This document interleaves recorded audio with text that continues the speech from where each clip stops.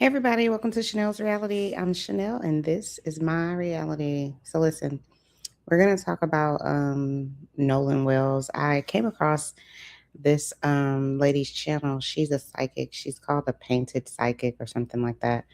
And so she sits and she paints and then she talks about, I guess, whatever visions or whatever comes to her mind. And she did a series on Nolan Wells, and the first one that I watched, she talked about what happened to him on that boat ride back.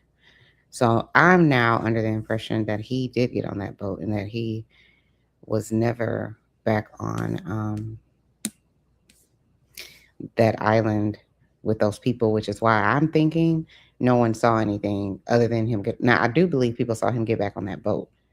And that's the part that I think people are hiding, is that they know that he got on the boat, but no one's saying anything because nobody wants to get involved in it. Um, but I think she has some interesting commentary, and I think we ought to give it a listen. So let's get started. Welcome to Chanel's Reality. I'm Chanel, and this is my reality. Like, share, and subscribe.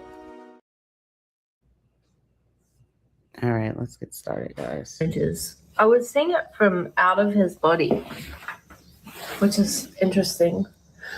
I feel that in his last moments and his last interactions, he was kind of out of his body. He feels kind of loose, like he was drinking that day. Perhaps smoking as well, like a joint or something.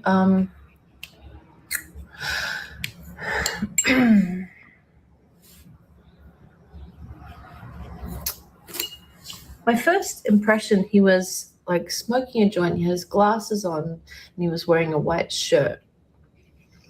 So listen, I went to the Waffle House. I have a peanut butter waffle. I don't know if you guys can see it. It's so good. And then I have, look, let me make my picture bigger. Hold on. And then I have grits and sausage and eggs. I don't know if you guys can see that. And a biscuit. Why they only gave me half a biscuit? I don't supposed to get a whole biscuit. Anyway, I'm about to tear into this. So anyway, let's get back to the Painted Psychic. Hold on 1 second. Okay. It feels like it was quite a long afternoon.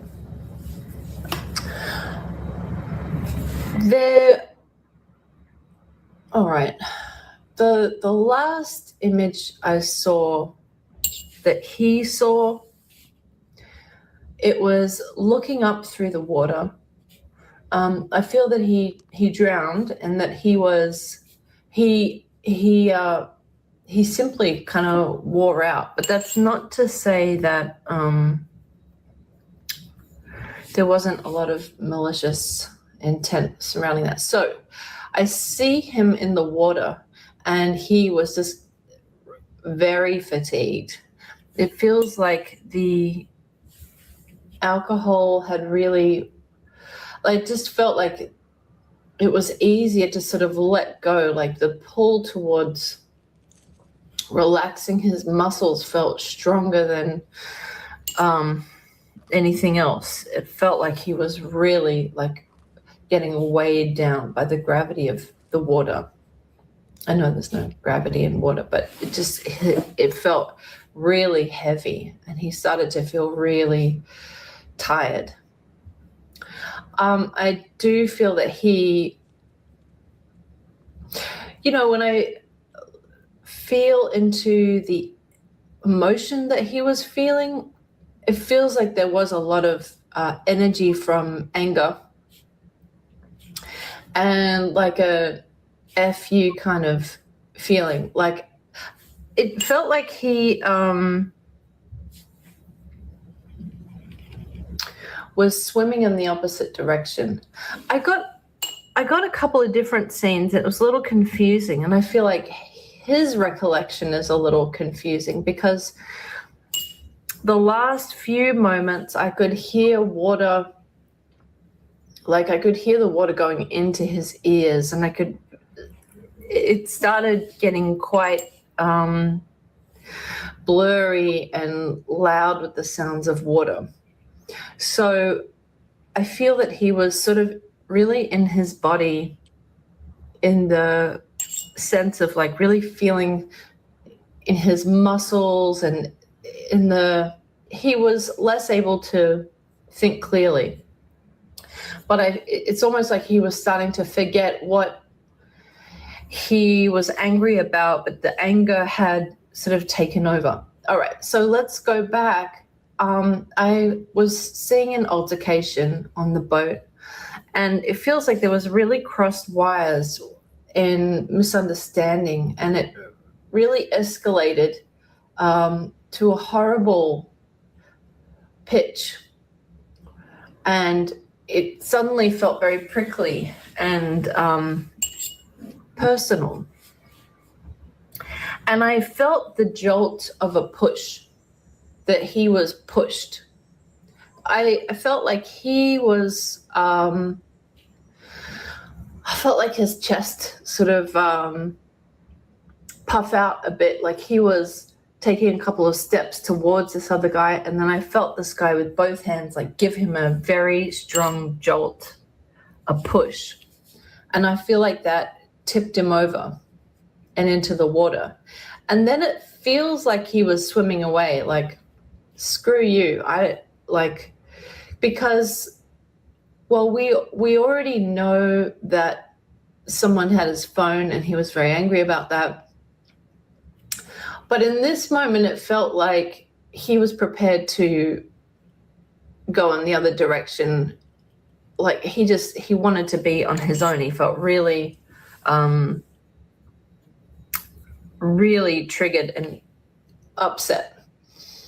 So it feels like he was swimming to his detriment. And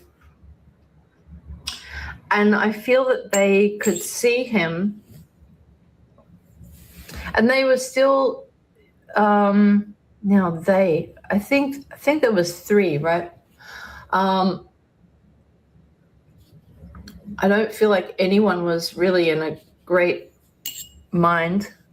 But I feel like the real crime was the observance and the negligence.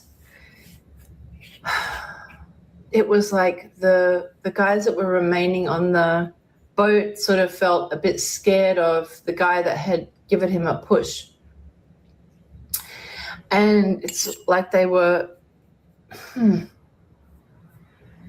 waiting to see what was going to happen. Like, where was he going? It was like they were waiting for the momentum to sort of peter out. And they could see that he was slowing down and sort of dipping under the water. I feel that they went closer up to him, and that he was pulled up on the deck. And this is where it feels kind of chilling, like there was a panic. It feels like the guys on the boat, it's like their blood ran cold. Like they were like, oh shit, what now? And I see Nolan unconscious. So I feel that they pulled him back on the boat because the guy with the phone, it's like there was panic, like now they need to delete stuff on his phone. At first it was like holding the phone hostage. So what I'm getting from her is Nolan did indeed get back on the boat. Maybe, this is my theory, Nolan was at the beach. They're all at the beach. They've observed, or at least somebody observed Nolan with someone that they maybe were attracted to, or maybe they thought they should be getting, some sort of attention from. And there was some sort of jealousy associated with that. And so instead of them hanging out all day, this other person decided, bump that. I'm not about to watch this all day long. I'm not about to watch him, you know, this girl fawn over him or back and forth, whatever, them be into each other. And I'm not watching that all day because that should be me. I think, is it envy? Is one of the deadly sins?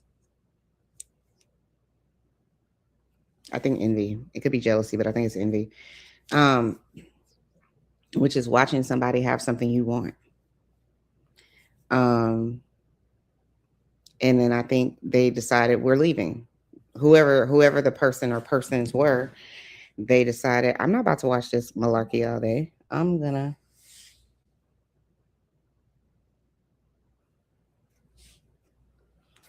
Um I'm not gonna sit back and watch this.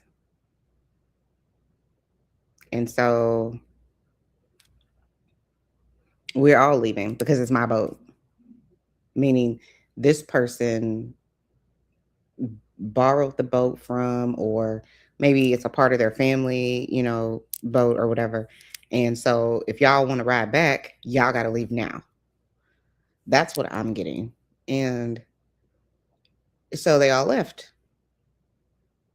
And then I think they got into some sort of argument on the boat, probably about what happened at the beach because somebody was jealous or envious. And then they got into an argument or a fight or of sorts. I also think there was something on that phone that maybe someone maybe had Nolan's phone and they were filming it, whatever was transpiring. And or even Nolan might have been, filming the guy before they got into it. But like maybe the guy puffing his chest out saying, I'll punch you out or whatever. And Nolan probably maybe was Snapchatting what happened. Because what other explanation do you have for just eliminating, deleting my whole Snapchat history for that day? I don't know. I don't know how to even use Snapchat. But my guess is you don't want that because it's in the cloud and other people can see it. So you don't want that out there. So I think whenever, he was pushed off board or whatever happened, or he was no longer on that boat, they realized, oh shit, he snapped about it. So let's delete that. I can't understand why they deleted text messages unless they deleted the text messages because maybe Nolan was somewhere on the island that they couldn't just yell out to him or whatever. So they messaged him like, yo, we about to go. We're leaving. And maybe Nolan said, okay, I'm on my way. And maybe they messaged back, no, just stay with that girl you're with or something. And he probably was like, nah, I'm still coming. Give me 5 minutes or whatever. And so they don't want that interaction via text message to be found out. That's my theory, because what could you have texted him unless you were threatening him? That why do you need to erase it? It makes no sense. I mean, the only other thing that can come, and this to me is a stretch, the only other thing that comes to mind is, were y'all in a sexual relationship? And there was some, oh, you're talking to her, but me and you, or that's the only other thing. Because I don't understand why two guys have to delete their conversations on a text message. I don't get that. It doesn't make any sense to me. So either A, there was some sort of back and forth about, we're about to leave you here on the island. And he was like, it's definitive in his phone. Do not leave me. I'm coming with y'all. Just give me a second.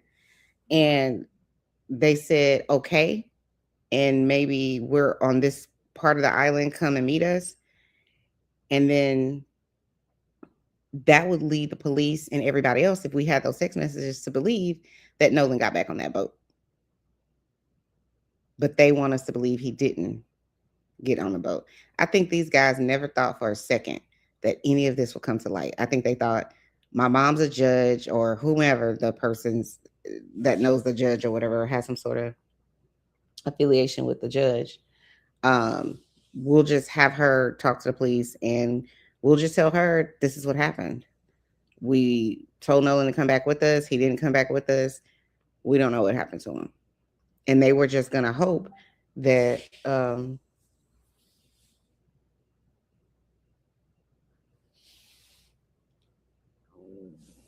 sorry, I'm getting notifications about my client.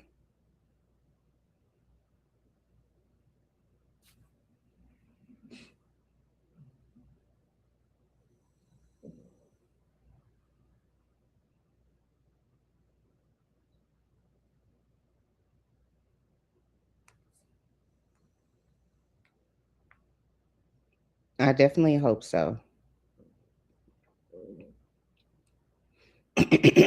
um, I just lost my train of thought. But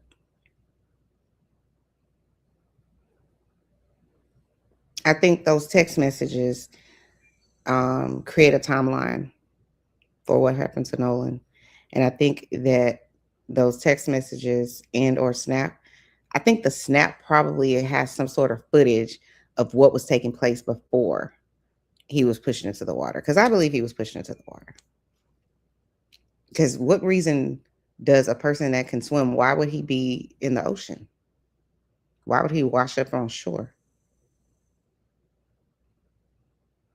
I mean, I didn't hear anything in the autopsy about he had a heart attack or he had a brain aneurysm or, you know what I mean? Something that would cause a stroke, something that would cause someone that's in the water to suddenly stop being able to, do anything for themselves, say anything for themselves. And again, if he was somewhere on the beach in the water, even neck deep, someone would have saw him. There was hundreds of people on that beach. Someone would have seen him.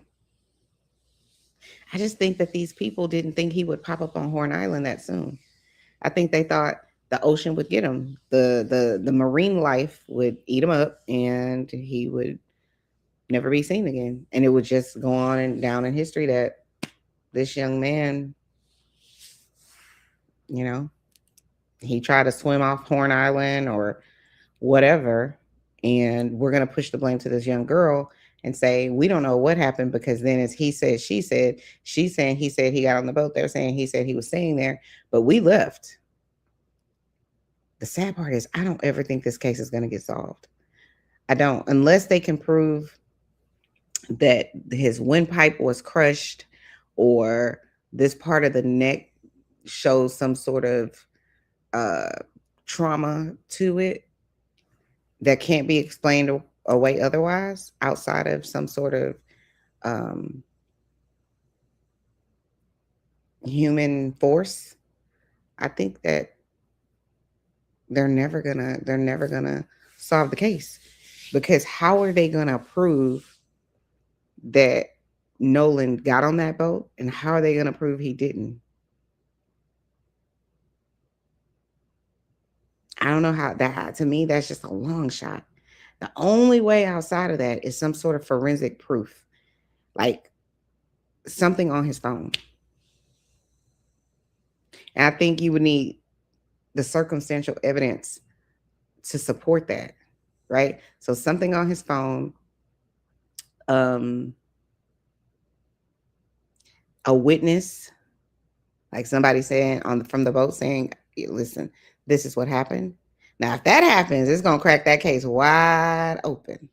And I think somebody knows, but they're afraid, that if they say something, they're going to get blamed for it. But let's keep listening. To manipulate.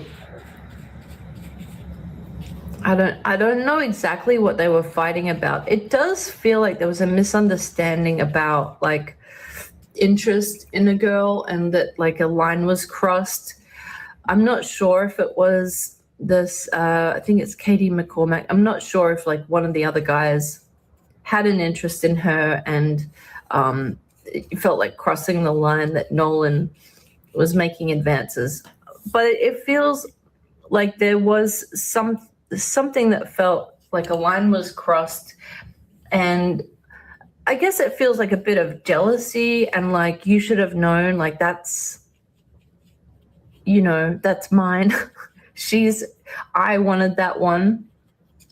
I don't necessarily feel like it was Katie that I feel like That served on me.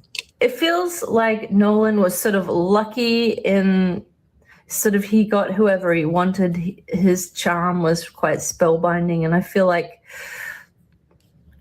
there was an expectation that he was supposed to defer to his friends and know about one of their crushes, and he did, or he didn't know, or he didn't care because he was sort of feeling lucky and relaxed and charming, and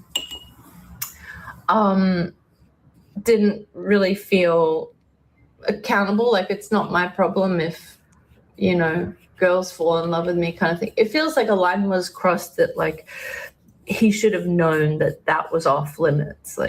Like this other guy was already, you know, pursuing someone. It feels like something like that. And it got quite nasty because it felt like compounded sort of jealousy, really. Like, when they were friends, they were good, but this other guy feels quite insecure, and like it's really coming out towards Nolan because Nolan felt sort of safe. He felt kind of strong, like he could handle it, but they weren't expecting. I don't feel that he was murdered intentionally. I feel like Nolan died in anger, and it was an altercation that got out of hand, and it was like a clumsy. It was an accident, but the negligence was not. There was panic, and the decision was sort of denial. So I feel that he was brought on board briefly to like unlock the phone. Like, I felt like the phone was placed in front of his face, even though he was not, his spirit was not in his body. Oh, wow. And I feel like they were rushing to clear something that was detrimental to them, which only makes them look more guilty, doesn't it? But I feel like the result was push him back in the water. Like, let's pretend we didn't see this. We didn't, like, all we know was that he stormed off and was going in the other direction and wanted, you know, I feel like that storyline was fabricated and they knew exactly what happened. And it's like they could have rescued him. They didn't. I feel like there was it was more cowardice than. What do you guys think of that? When I heard that, sorry, y'all, I'm eating a yummy waffle from the Waffle House. When I heard that, I thought to myself, okay, that makes sense. It makes sense to say we pushed this guy off the boat, or someone pushed him off the boat, and we could have saved him. Like, we could have rendered aid, but we don't give a shit. And so he gets what he gets. He'll figure it out. That makes sense to me.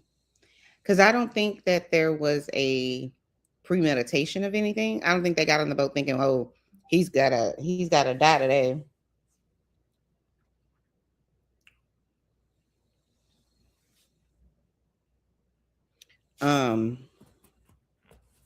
I don't think that happened. I think that someone's emotions got the best of them, and that someone could have been more than one person. Because remember, I was saying The other day I did a video of this other like celebrity psychic guy, and he was like, I don't really want to get into the thick of it because I don't want people coming at me in my comments, but essentially this feels like classism or racism. Like you are not that guy. I'm that guy. And because of my white privilege, how dare you be able to get the girl that I like to talk to you and be interested in you? That's the vibe I got from the other psychic guy. And he said that, I hate to say this, but whatever happened to Nolan, no one cared. That's what the other psychic guy said. He's like, no one cared.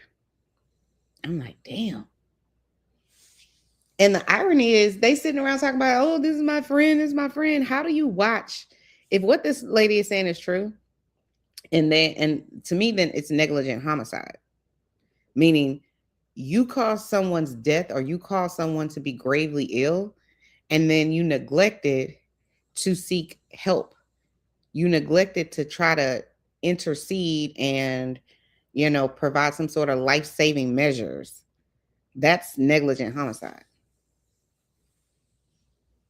You could have done something, you chose not to. It's like having a mom, a parent at home with food in the refrigerator, but they're starving their child and keep starving and until the child just starves to death. You could have interceded, you could have fed the child, but you chose not to. That's negligent homicide.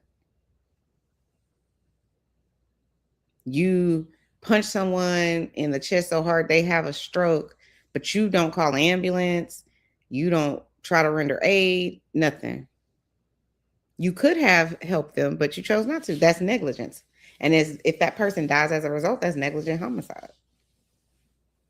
Which is why I think that these guys believed that, okay, we didn't get on this boat with the intention to kill this guy, but he did die. But we're just going to say he never got on the boat. Because if we say that, there's 10 miles in between that island and the mainland of Mississippi. So we don't know what happened to him. It's wild. All right, let's keep listening. Malicious in that moment, but I feel like the guys that were left on the boat with the one that started the fight, they were sort of afraid of him too, and so they chose to swear to secrecy and cover their tracks and claim ignorance. As for Nolan, I saw him in the water, like his last moments. I feel that he was probably, I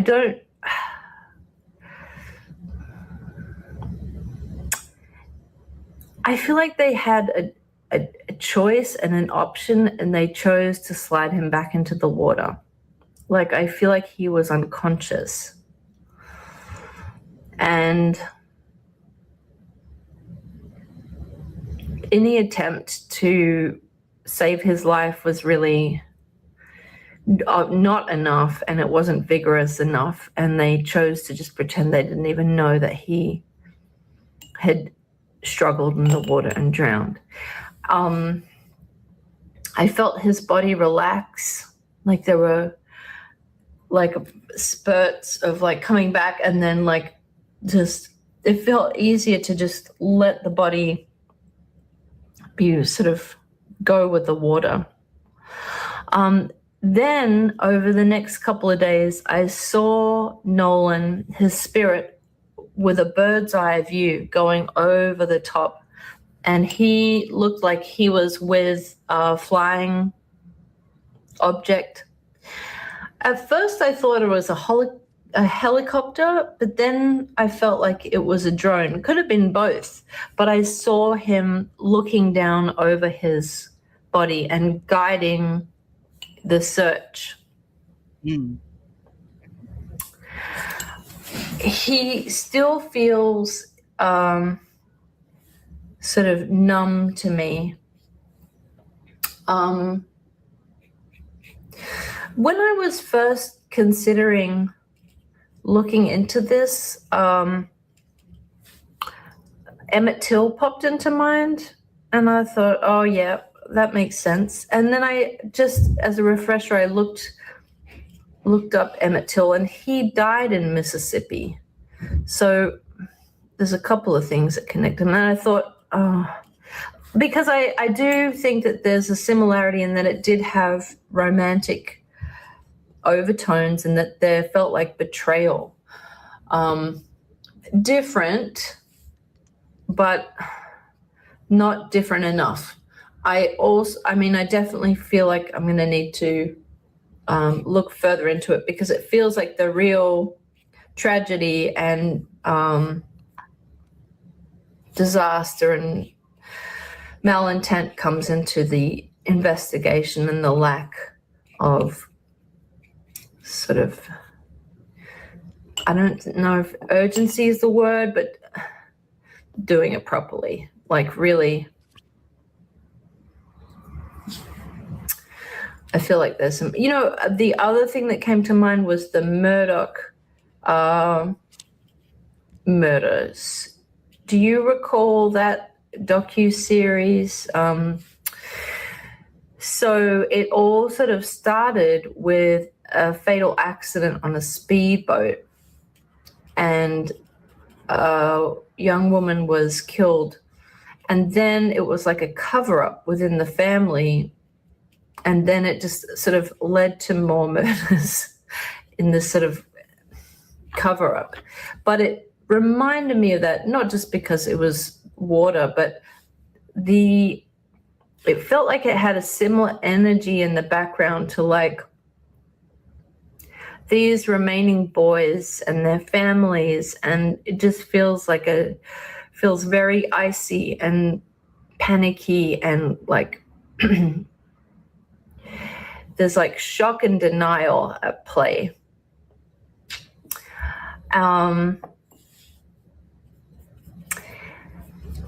In the same, so that reminded me of the Murdoch case. Let's see, what else was there? I felt like Nolan wasn't talking too much in terms of, sometimes I hear like their higher self is able to like impart some sort of view or meaning or moral behind it. It feels like he is coming to understand a bigger picture. It feels like the story is just beginning after his death. And that this feels quite sort of Shakespearean. And that I did hear in the visions that like something like this was bound to happen at any moment soon, because there were so many cracks that needed to be revealed, that this was, there was a handful of opportunities for this to happen. And it was like the perfect conditions for this to happen at this time. And that this moment, the situation, is a catalyst for something much bigger. A much bigger storm is brewing. And it's the detail and the negligence and the denial and those impulses that are at the heart of this. So I'm going to leave this here for right now.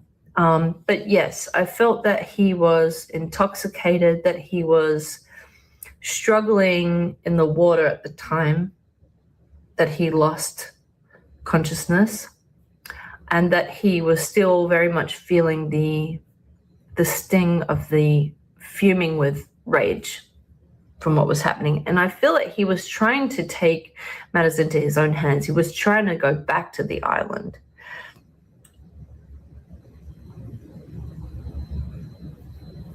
And that probably anyone sober could have seen that that was not going to be possible. But I feel like that was his last attempt. All right. Thank you so much for joining me for this. And yeah, I hope that I get even more clarity with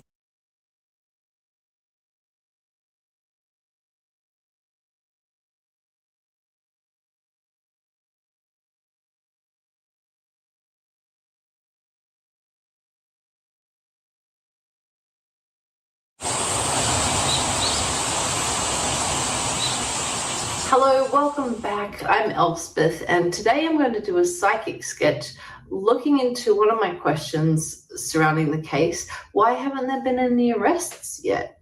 What's the hesitation? Who are we protecting? Because we know that the phone was taken without consent. So that's theft right there. Also, the phone wasn't voluntarily handed back to the family. The mother had to go and ask for it and track it down. A little suspicious. All right, meet me on the page. Let's start painting. Opening the call with the energy of Sheriff Ledbetter. All right, let's begin. So the very first image I saw was of the sheriff with glasses on, with sunglasses on. And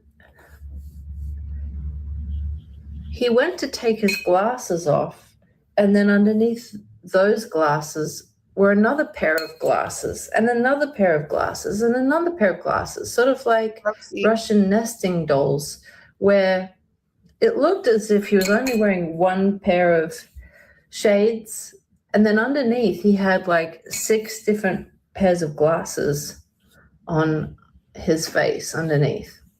Pretty interesting, right? And this told me that there are lots of layers, that he's trying to see this through so many different angles and lenses, and there are so many things to consider and so many liabilities. Is this case being treated differently? Yeah, it is.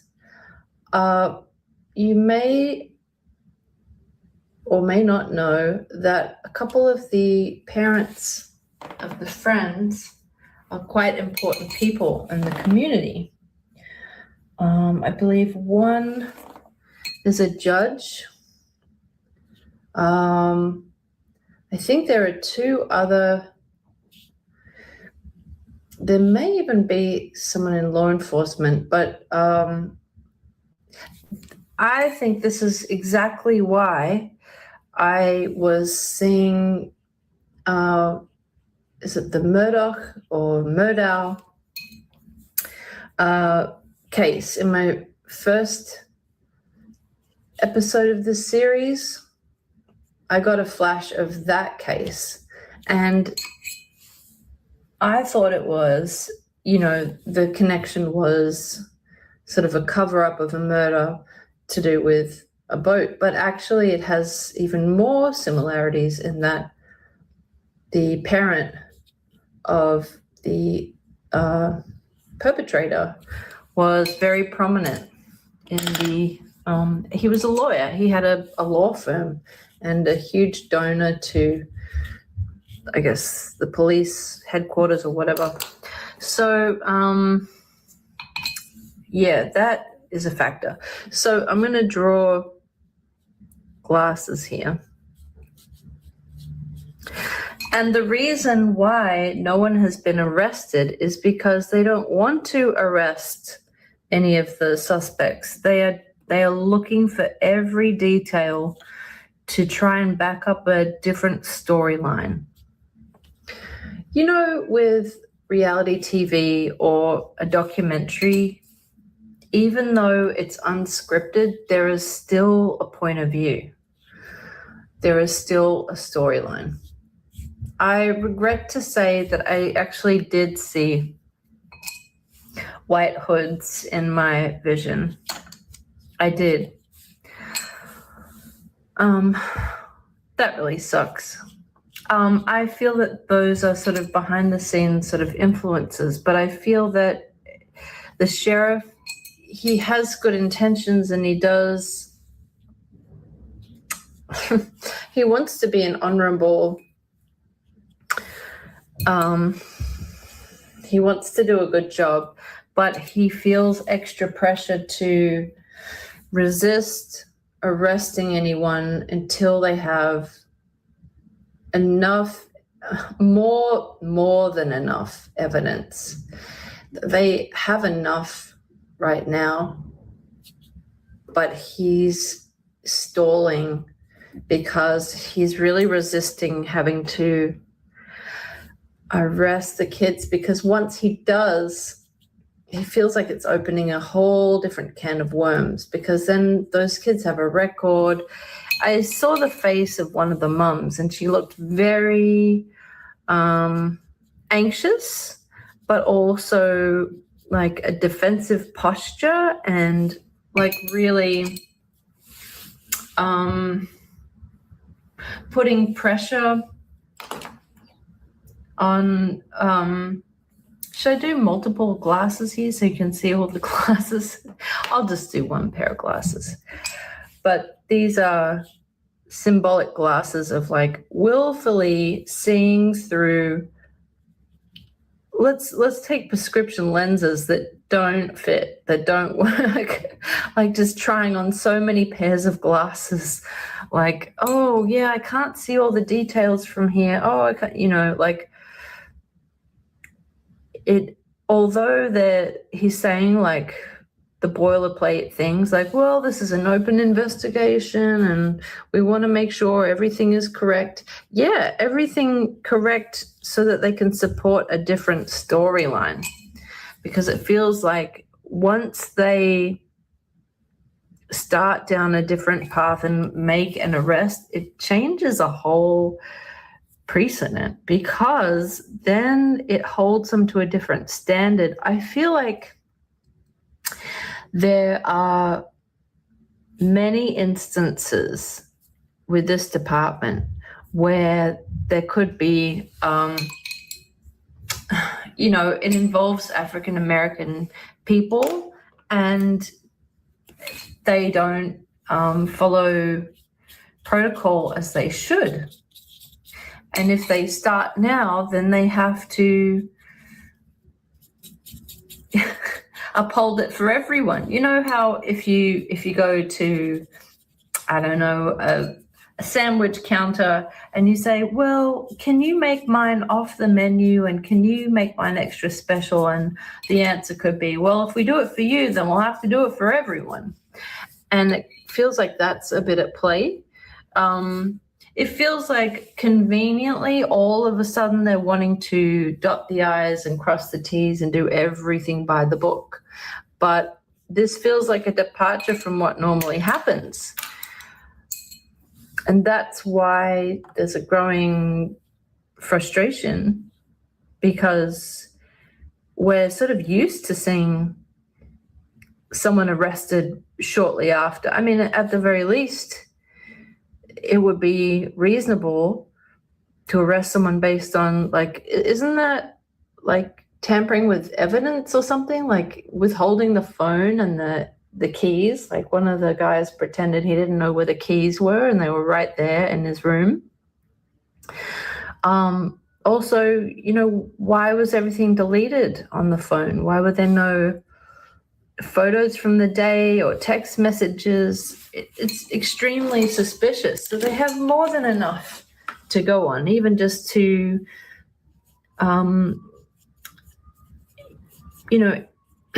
inquire further and keep the guys, locked down for questioning.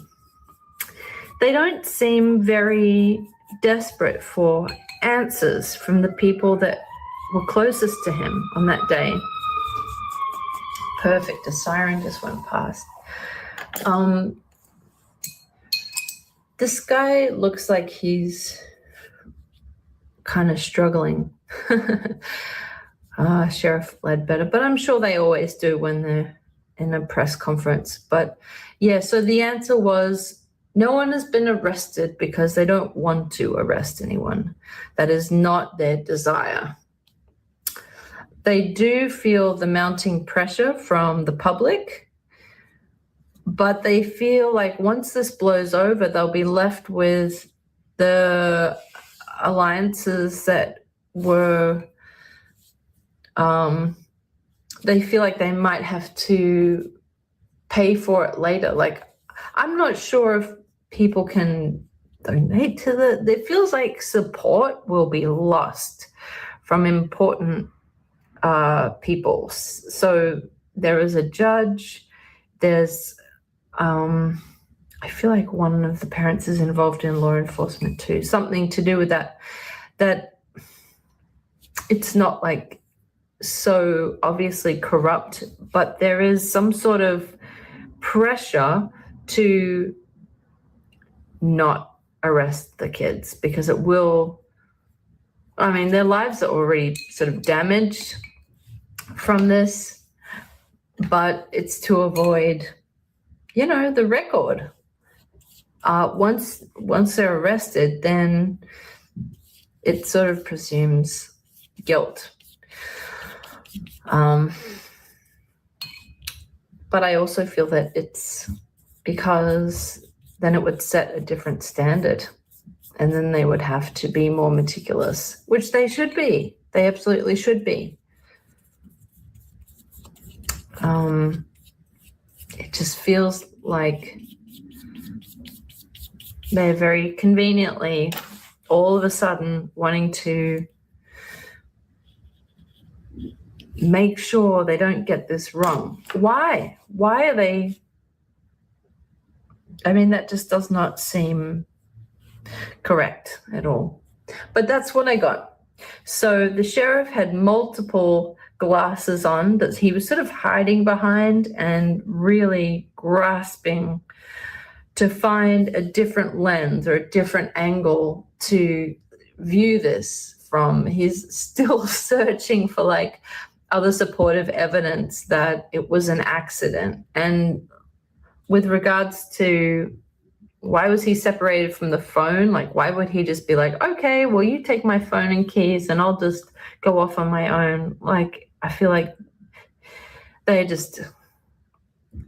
waiting for results to come back from the autopsy. They're waiting and surveying and excavating to find the evidence that they want that would support their narrative. Yes, it's biased. Yeah. They don't want to face the music, which is getting louder. Soon they're going to have to work very, very hard to sort of explain themselves and to defend why they're not making arrests. It's the pressure is starting to mount in the other direction. So that's what I got. All right, thank you for tuning in, and stay tuned. I'm sure there are many questions that I'm gonna keep track with this case and post more regularly than I have in previous cases, so we can keep all the information together. And feel free to give any tips or questions you'd like me to look into in the comments below. All right, thanks so much, guys. I'll see you next time. Bye for now.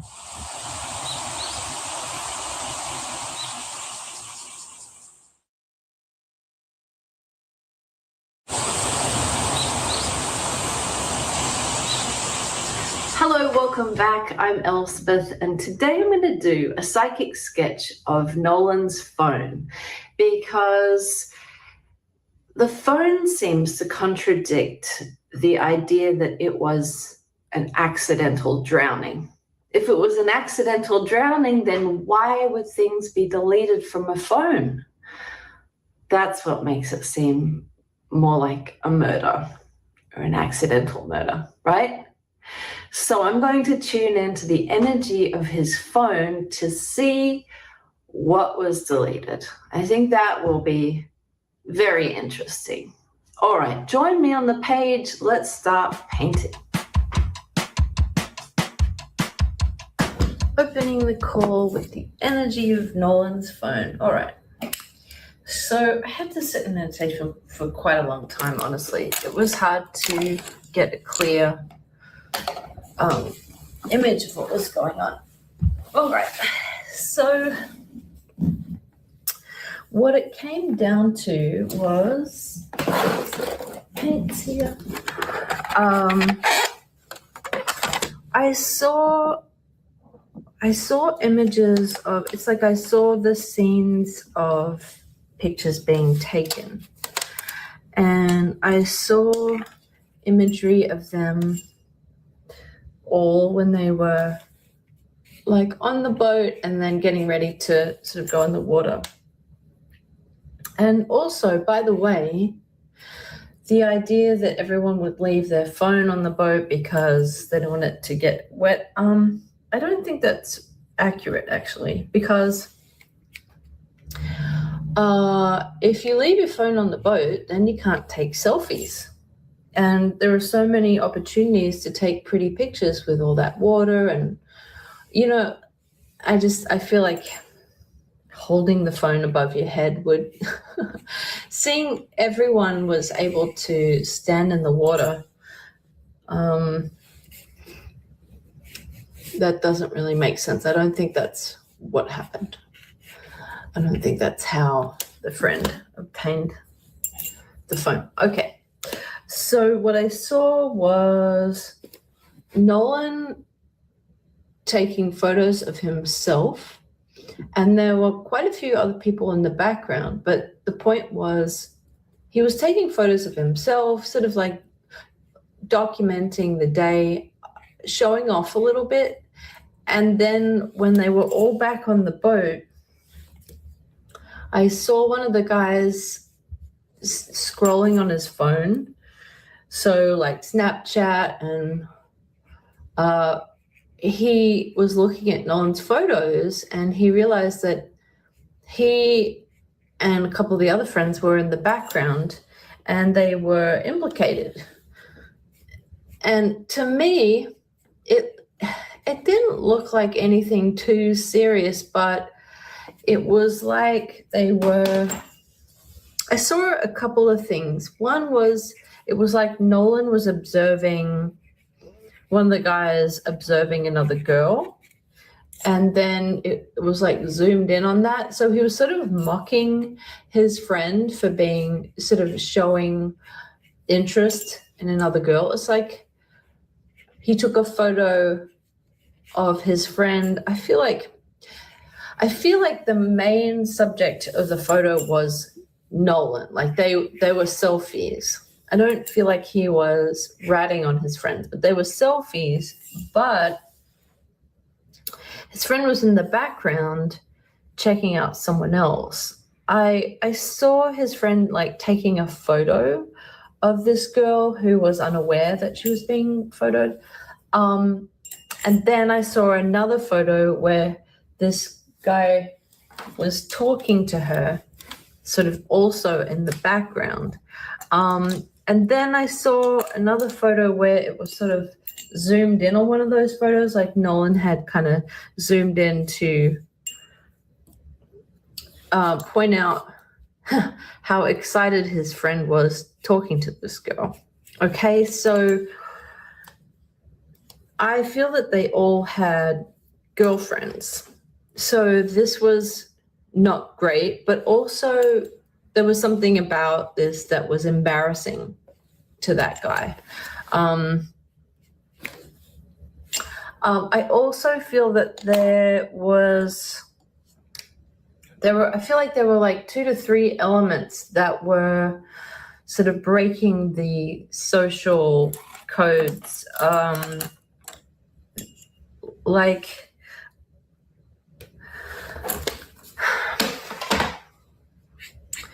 I feel there could have, okay, there was the presence of alcohol. So there were photos where they were drinking. But I feel like there may have been another substance. To me, it feels like an upper, like cocaine or meth, or could have even been like ecstasy. And it was a small amount, but it was like obtained in a way that would, I feel like the main fear for this one guy, and I feel like it was the guy that owned the boat, was a fear of getting in trouble from his parents. And I feel like part of the reason they were able to enjoy themselves with getting the boat and access to alcohol and stuff, I feel like, I don't know, like he may have used his parents' credit card or something. There was something that really like triggered him, like gave him the chills, like, oh my God, like you have to delete this from your phone right away. And Nolan didn't want to because he looked good in the photo, something to that effect. So I feel that there were like two things at play. One was embarrassing this other guy. I'm not sure. I think his name might be Warren, but I'm not sure. So there was embarrassment, but there was also implication and that he would get in trouble. That was the main force of really needing Nolan to delete whatever he had posted. I feel like it was on Snapchat, and I feel like it was in the spirit of sort of like, yeah, showing off, like we're having such a great party, look at us kind of thing.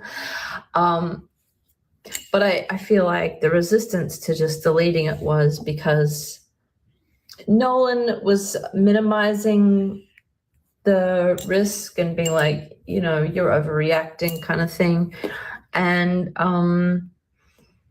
also, so he wasn't really taking him too seriously, which felt insulting and offensive. Like this guy felt all of a sudden very like, oh my God, we have to like, you have to get rid of that. Like I don't even understand how you could have posted that. Like it was the risk of getting caught and getting in trouble. So embarrassment, implication, and then just like the nerve of like not really having his back felt very offensive to him.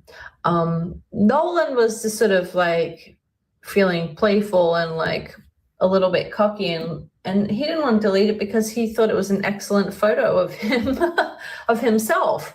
And he was like, no one's gonna see you in the background or whatever.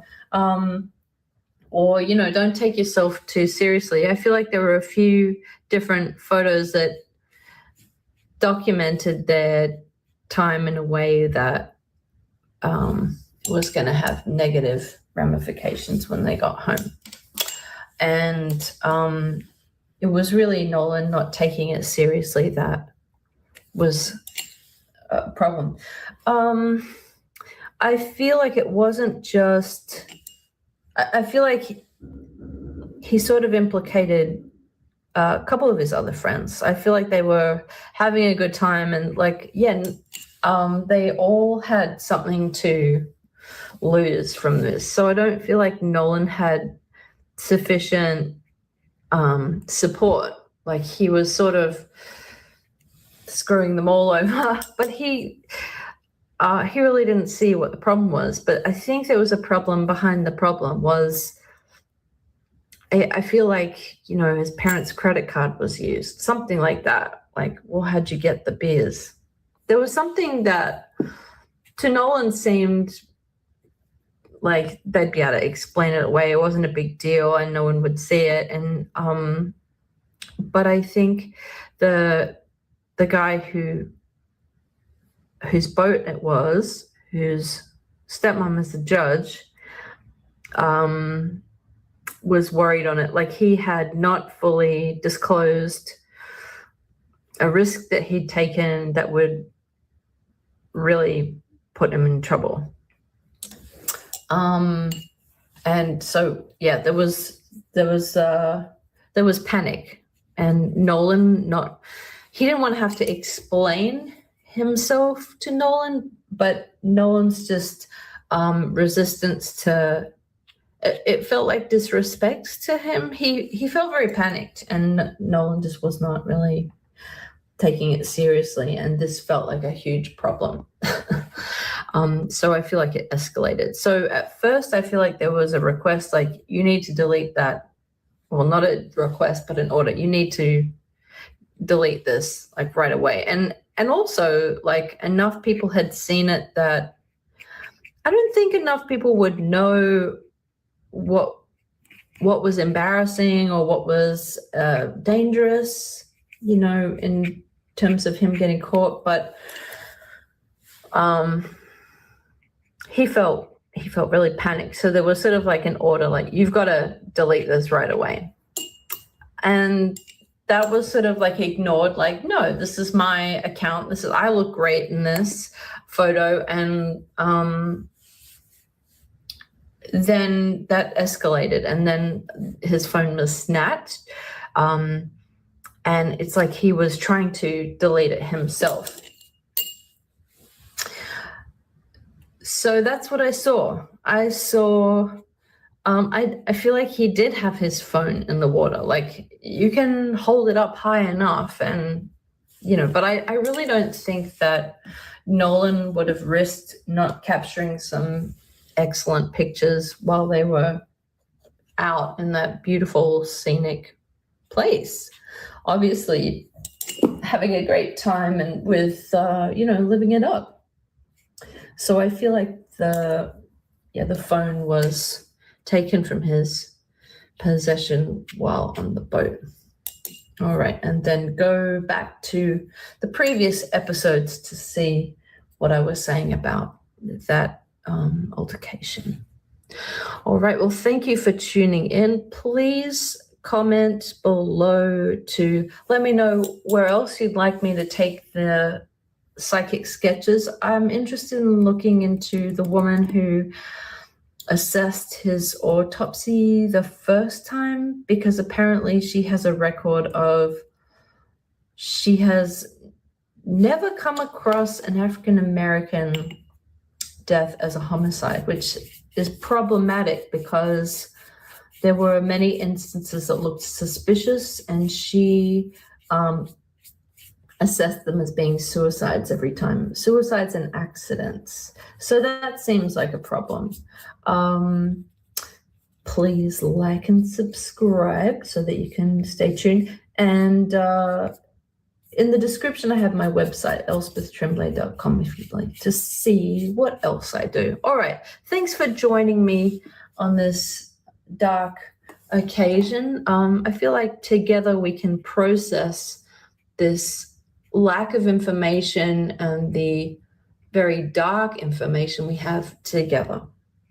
All right. And, you know, I hope I'm wrong about a lot of things. I really do. All right. Sending you lots of love today, and I'll see you next time. Bye for now.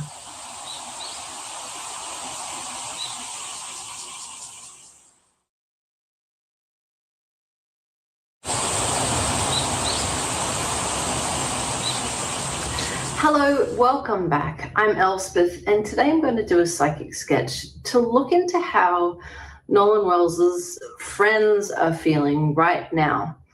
He traveled on that boat with 3 supposed friends, and they're all keeping quiet. Instead of going out on the search party to look for their friend Nolan, they all lawyered up and have been quiet. So I would like to look into what they're feeling. Are they sleeping well at night? What's going on with them? All right. Join me on the page and let's start painting. Opening the call, the energy of Nolan's 3 supposed friends from the boat. All right. it was uncomfortable to be in their energy, that's for sure. So here's what I got.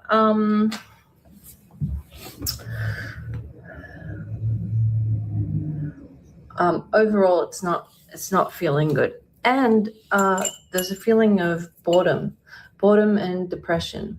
All right, let's start with the guy with the longer hair. So I got that they're getting haircuts.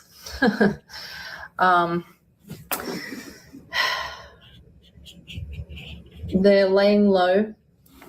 They the guy with the longer hair, I saw him throw up. Like, he feels sick to his stomach. He feels nervous.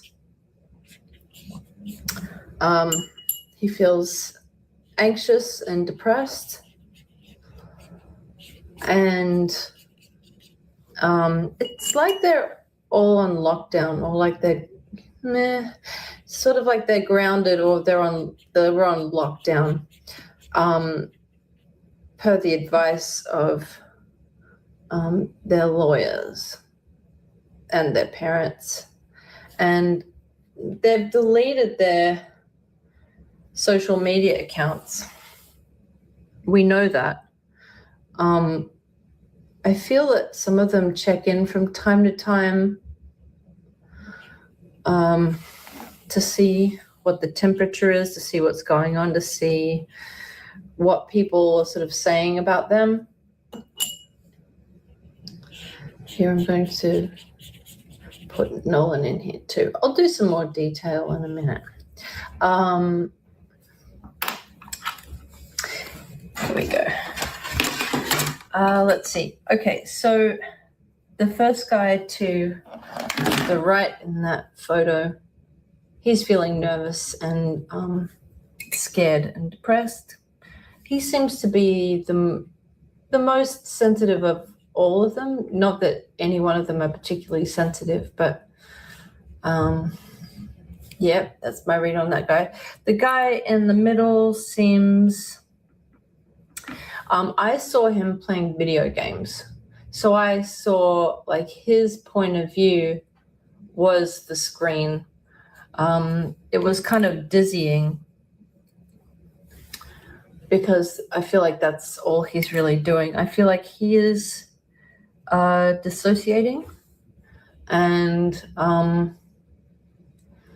he is just keeping his mind occupied. He really wishes that he could erase his whole memory of that day, just erase that day altogether. He's not really sure how to move forward. I did also see a scene of each of them getting into the back of a car, and with at least one or two of them, I saw their heads being touched as they went into the back of the car, which usually happens when people get arrested, isn't it? But I also saw them, like, in suits. So I guess this is them going to trial. So they are preparing in their mind their future. Their future is so different now. I mean, it feels really difficult to continue going forward with their plans. I guess they're going to college and whatever. But I feel like the mood is pretty dark.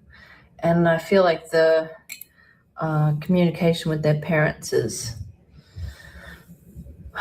really dicey as well. I will do a reading on what the parents are feeling next, I think. Okay, so this guy, I felt like this guy is a little suicidal, actually. He's feeling a bit overwhelmed, not able to think forward about his future. He doesn't much like the idea of Well, when he thinks about the future, he's thinking about worst case consequences, and like even if they're completely innocent, this is an extremely unsettling position to be in, and their silence doesn't work for them at all in the public eye for the optics. This tactic is not helping, although I'm sure it could be a lot worse if they were to speak. But either way, the guy on the left feels like they are screwed either way. Like looking at this photo, it's like he's looking at his future prison mates. I kind of did see an image of the guy in the middle that was playing video games. I did see him as an older man, out and about, living a normal life. So that's a little discouraging, isn't it? Well, we don't know the truth, but it seems very suspicious and sinister. So that's something that we know. So whatever the truth is, it's not looking good at all. Today we learned in the news that the GPS from the boat had been discovered, and they made a couple of stops, and there was audio released from the towing company because their boat was taking in water. Well, why was that? Was there some sort of accident on the boat that punctured it? We still don't know the results from Nolan's autopsy. Perhaps I'll do a read on that. But at first, I don't want to say glance, the very first indication, how do you say it? It was determined that it was an accidental drowning. Now, there are other things flying around the internet, like water wasn't found in his lugs. I saw something else that he was burnt and beaten, but I don't know where that's coming from. And I feel intuitively that the mother's response would be different. I feel like the lawyer's response would be different if there was visible signs of being beaten and burnt. Just to put that out there, that like, so far it looks like it's quite mysterious that he was floating in the water, but they couldn't determine what had happened to him. So yeah, I'm not sure about those extra details there. I didn't see in my visions burning or getting beaten. However, it's possible that, there are more scenes to be revealed, but I saw him in the water, and that it was very hard for him because he had been drinking, and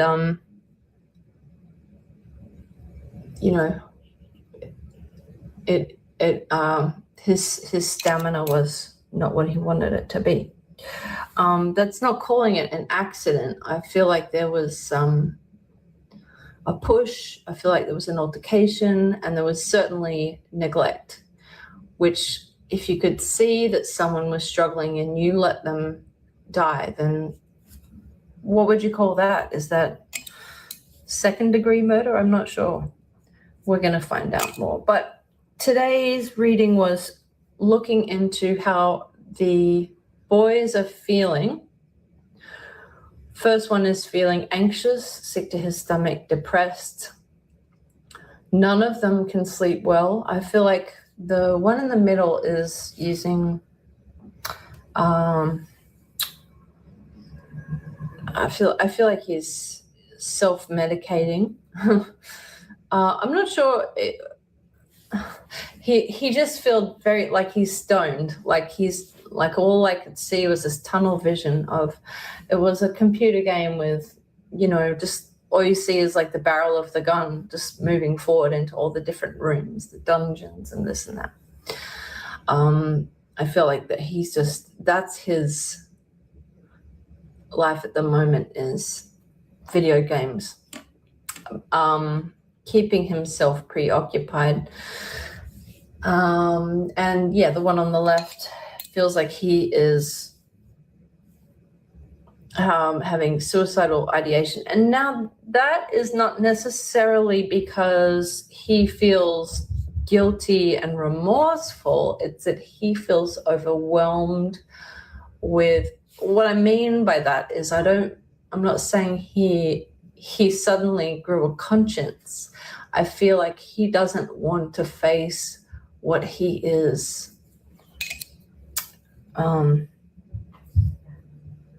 presuming could be an option for him. None of them feel safe. None of them feel like they're in the clear and they'll be fine.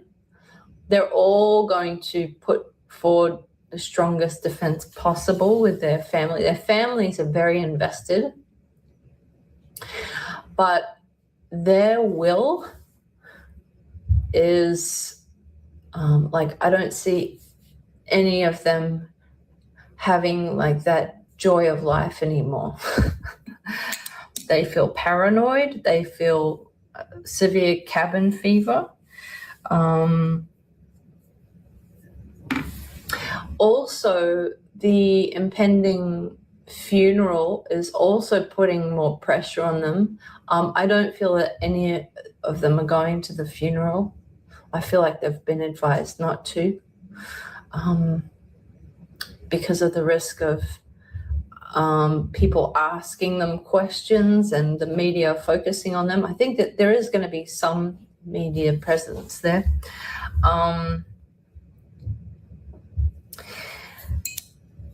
And so, yeah, there's no real escaping. It's like they really are in house arrest right now. It's exactly.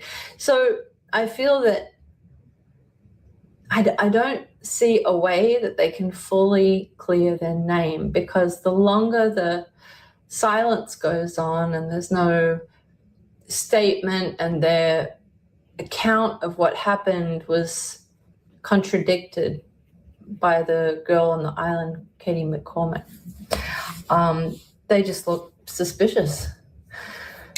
And I'm not sure that they're communicating with each other either, although that would be like the only people they could. I feel like the guy on the guy on the right, I feel like he doesn't want to, I guess the more time goes by, they have more time to corroborate their story and get on the same page. But yeah, how they are feeling is terrible right now. And I feel like it's dissociated. So I feel like they are severed from their emotions, kind of like what I saw in the reading of Alex Murdow, although different, but same sort of like mental gymnastics to try and imagine the events differently. Like,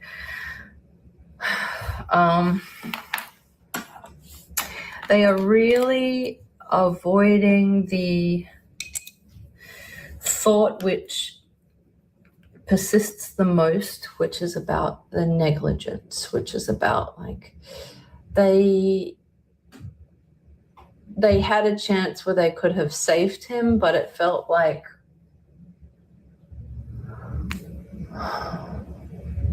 Nolan knew too much. It didn't go well at all.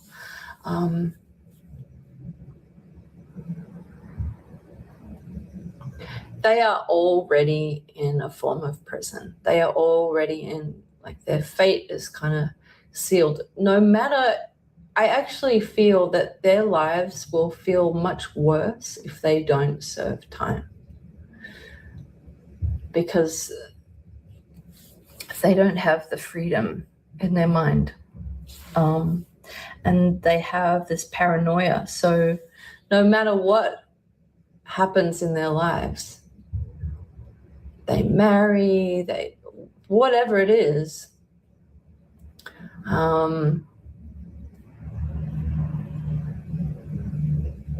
they would have to do something absolutely revolutionary to shake this off and turn this around. And I just don't see them having that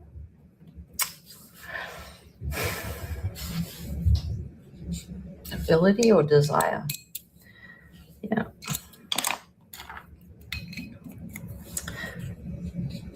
For it to get this far, at least two of them, their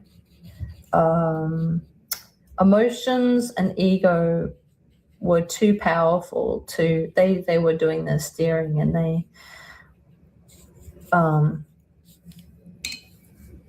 so that's what they live with. They live with this malfunctioning ego and point of pride that I'm sure has shown up before, but these were like the perfect conditions for the worst case scenario to happen. And at the very least, it's the negligence, like the inaction was an action in itself, the lack of care and responsibility. I'm very perplexed why they didn't just throw the phone over the boat. Why did they hold on to that? Isn't that strange? Like it makes them look guilty. They're doing two things that make them look guilty: keeping quiet and the fact that they held on to the phone and didn't reach out to the mum or anything. All right, thank you for joining me in this psychic sketch of the friends. No one feels peace at the moment, but they are in a little prison of their own. They feel isolated, and they can't really talk about it. There doesn't feel like any relief. Perhaps the pain will get so bad that it will lead to some confessions. We'll see. All right, take care, everyone. Like and subscribe to stay tuned, and I look forward to seeing you next time. Bye for now.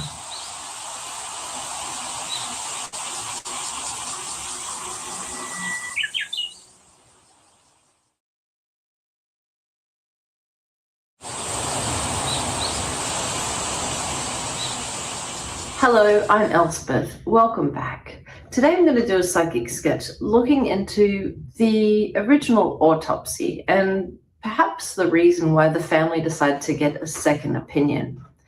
The first coroner was Bruce Lind, and he traveled to Horn Island to do the very first assessment of Nolan Wells's body. And he found that there was no evidence of physical injury or trauma. But because his body had been in the water for a couple of days, he had to reference dental records to confirm that it was the correct identity. Without any information, everyone is speculating and has questions. So I would like to do a psychic sketch looking into the overall mindset and intention.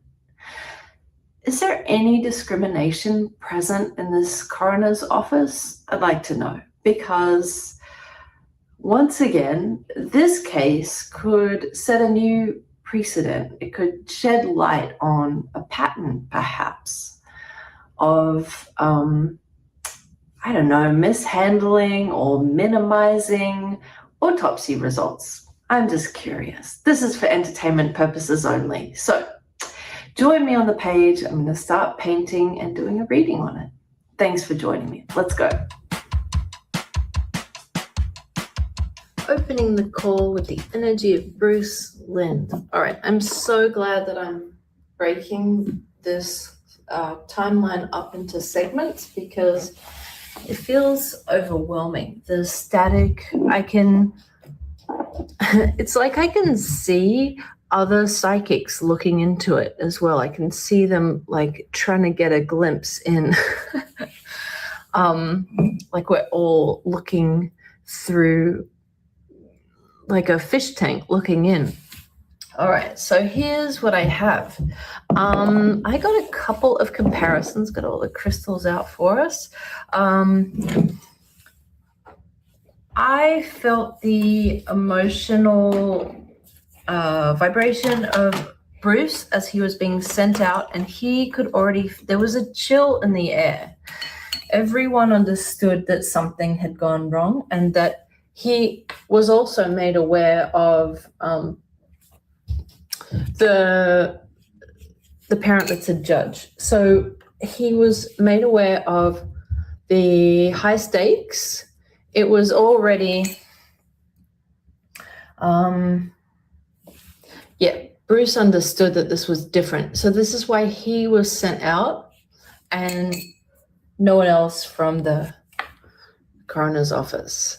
And the comparison that I got, and this is because of my own background in the food service industry, this is how it works. I get like little post-it notes of information that recall my own past experiences sometimes so that I can understand it and translate it.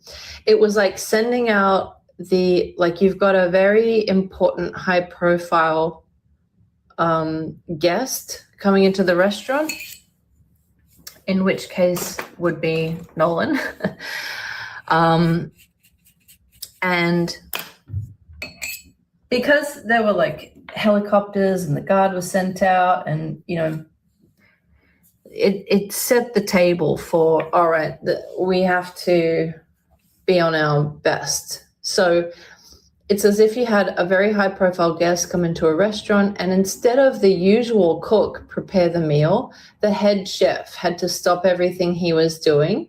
Even if he wasn't at work that night, he had to come in and prepare the meal himself.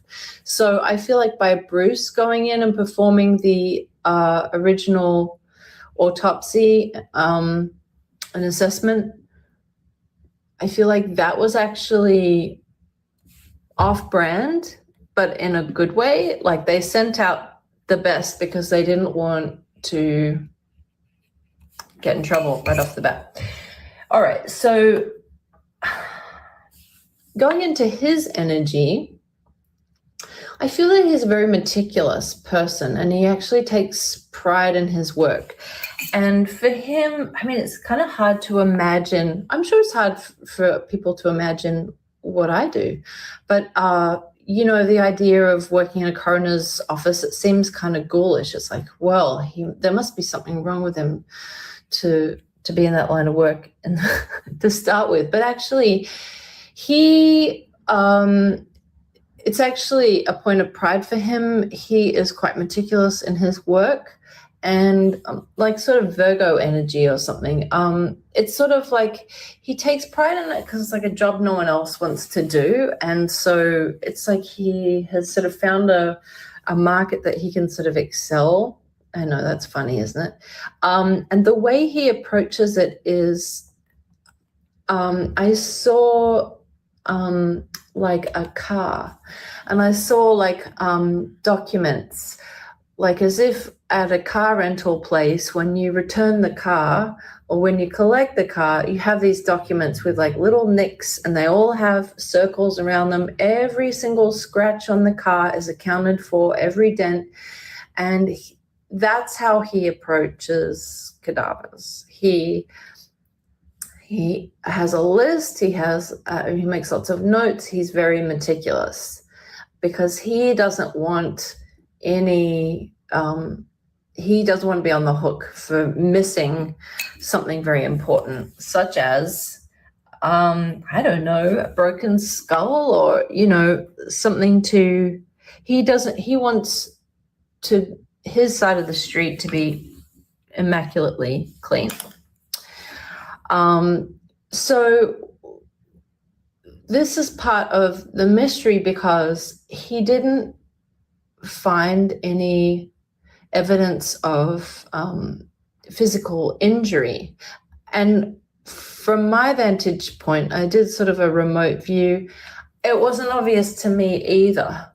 But it did feel very clamped and very tight around Nolan's like neck and jaw. And I think that there's actually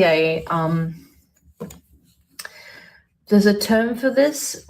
It's called dry drowning, and it's where your vocal cords can tighten. And it's like, I don't think seize up is the word, but your vocal cords close, and it prevents any further, it's like it spasms, and it prevents any water, but also air from going into the victim's lungs. So this can be caused, I guess, by choking on water or something, but you can actually drown without getting water in the lungs. However, I do feel that part of the reason he was sent is because there are other so-called cooks in the kitchen, if you will. That's kind of gross, isn't it? There are other lower-level coroners that are a little too hasty. I did feel that. I did. I feel that there's about 3 others that do a little bit of a hackneyed job. And it's like they have, especially during like busy season. So that would be, winter or middle of summer is where they would see the most traffic, shall we say, in the coroner's office. And I do feel that there's one in particular, feels like a woman. And I don't get a very nice energy from her, to be honest. I feel that she placates her boss, which to me feels like it's Bruce. I feel like he is I feel like he's sort of the head chef. But this other woman, she's not happy in her life, and she extends that to her work. We've all met those people. And yeah, I do feel that she reminds me of the woman who refused marriage licenses to gay couples. This guy, Bruce Lind, actually vibes gay to me. It's kind of interesting. That's not that all gay people are nice. I'm not giving him a pass. Like, just because he's in a minority, it doesn't mean that he protects all others. But I do feel like he is very, he may not even be out, but to me he vibes gay. But because of that, I feel that he is even more meticulous. He does not want to get busted for bad, sloppy work. All right? So I don't feel that he is racist, but I feel like there's a little bit of a cold chill in that whole, sorry, I know, right? There's a morgue there and everything, but this is no laughing matter. I'm sorry. I think that's what happens when I talk about death sometimes. It can make you a bit nervous. But honestly, I'm here because I am trying to express that I don't actually believe in death. The spirit goes on, the spirit continues. And let's keep using this metaphor of a car here, because it's like when you have a car crash, you step out of the car, okay? Your car is taken to the junkyard, but you get into a new car, or you walk down the street, and the person driving the car is the spirit. So I feel that Nolan is, alive and well on the other side. In his spiritual form, he is restored to full health and beaming with light, and he's part of the support system, which has just flocked around his mother and his family. And he's very popular in the spirit world. He is attracting all of the celebrities in the spirit world that you can possibly imagine. There are a lot of people. There are a lot of really important people that are invested in this case, because it's an opportunity, it's a catalyst for a new milestone in moving forward, in forward progress. I'm even seeing Martin Luther King Jr., Maya Angelou. I'm seeing so many important people in on this, lending their energy and support. Okay, so as far as this guy goes, I feel like he's coming from a place of fear, but in a positive sense, that his fear is that he doesn't want to mess up. He doesn't want to be, but because of his caution, I feel that also stifled him a little bit, because it's like I don't believe that he saw anything obvious, but I don't feel that he dug too deep. I don't feel that he was led by his curiosity. I think that he did the most cautious clinical review possible. Does that make sense? Let's go with someone playing a piano. They're on a stage, they're feeling the energy, and there's a temptation for stage fright, and they are playing this piece of music that has everyone's attention, all eyeballs on him, and he's doing it technically very correctly, but there's no emotion in it or personal artistry in it. They're just playing all the notes as they were written. You know what I mean? So it's it's kind of lackluster. It's oh, all right, I guess you did your job, but you're not really helping anyone to understand what this piece of music is about. So you're not really helping anyone to understand how Nolan Wells died, besides the obvious that he, yes, at some point looks like he drowned, but it's the negligence and what led up to this moment, and also what followed. Was anyone witnessing him when he was struggling or in peril? No, that's been addressed. It's just been laser focused on technicalities. I can't seem to be able to get a clear grasp of his eyes. And isn't that interesting too? Sometimes when I paint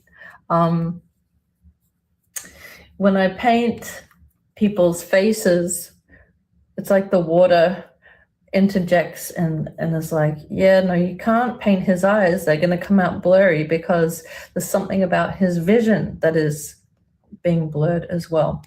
How is he feeling right now? Well, he's feeling pretty confident that he did his job, and he really did.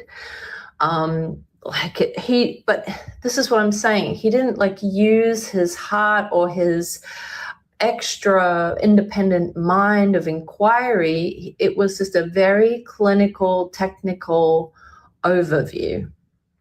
There was no extra input.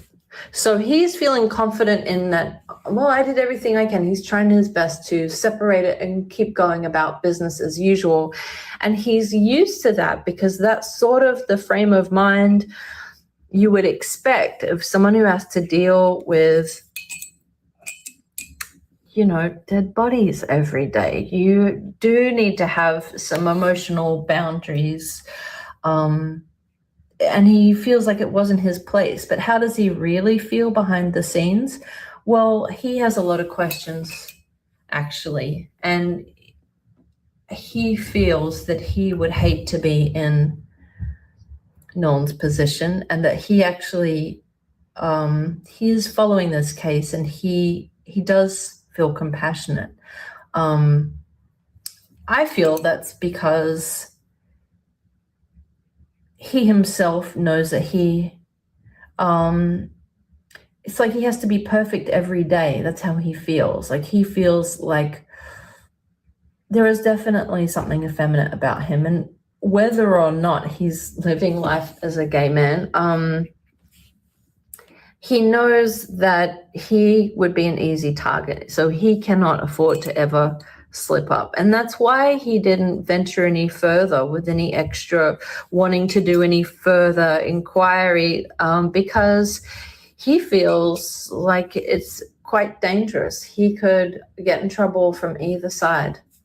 If he looks too closely and wanted to look too deeply, then he feels he could feel pressure and heat from the parents of the friends, all their lawyers, and he feels that if he hadn't he had to sort of do a very thorough overview to make sure he wasn't missing like a huge gash in the chest or bruising or anything like that, because he understood that there was a lot of media focus and attention and power coming from the victim's side as well. So he did the minimum and the maximum within that lens of just doing it technically correct. But do you understand how doing something technically correct can miss the whole, there's something missing from that? Like playing a piece of music without that feeling, without that extra inquiry and desire to really get to the bottom of it. Or a head chef who just technically puts all the ingredients together but doesn't necessarily investigate further to see if it could be an elevated flavor. That's sort of what happened here. So he is sort of a neutral read, but I do feel that he was sent in to do the job because he is known for doing the best clinical work, and he is sometimes I feel that he decides not to do cases, and he passes it on to, there's a couple of people that work there that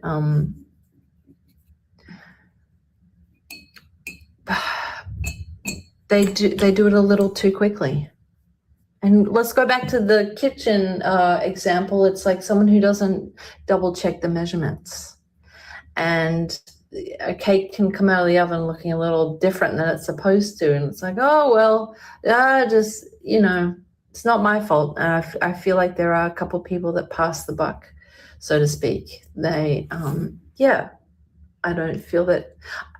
I'm sure everyone feels overworked and underpaid, but I do feel that there is a bit of discrimination lingering in that coroner's office. Yuck.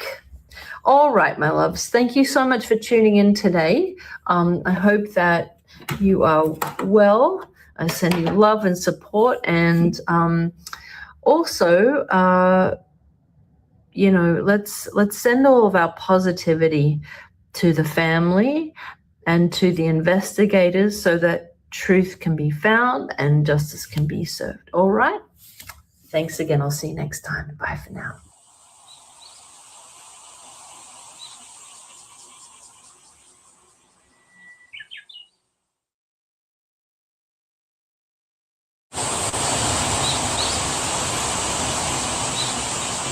Hello, I'm Elspeth and welcome back to my channel. Today, I'm going to do a psychic sketch tuning into the energy of the boat.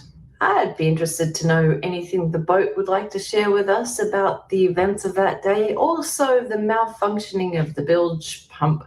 Never heard of that before now, but it's a part of the boat, and it was malfunctioning, and it caused the boat to take in water and start sinking. Was that connected in any way? Did something happen? Was there some kind of fight or accident, or was it just like a dead battery? I'm just wondering. So many questions. So let's begin. I'm going to go into meditation, tune into the energy of the boat, and then as I start painting the boat, I will talk about everything I learned in the visions. Hey, there might be nothing at all. It could be pure coincidence. But I'm interested. Still so many questions. Let's go. Opening the call with the energy of the boat that Nolan rode on to the island. All right, let's get into it. So I started seeing scenes of this boat.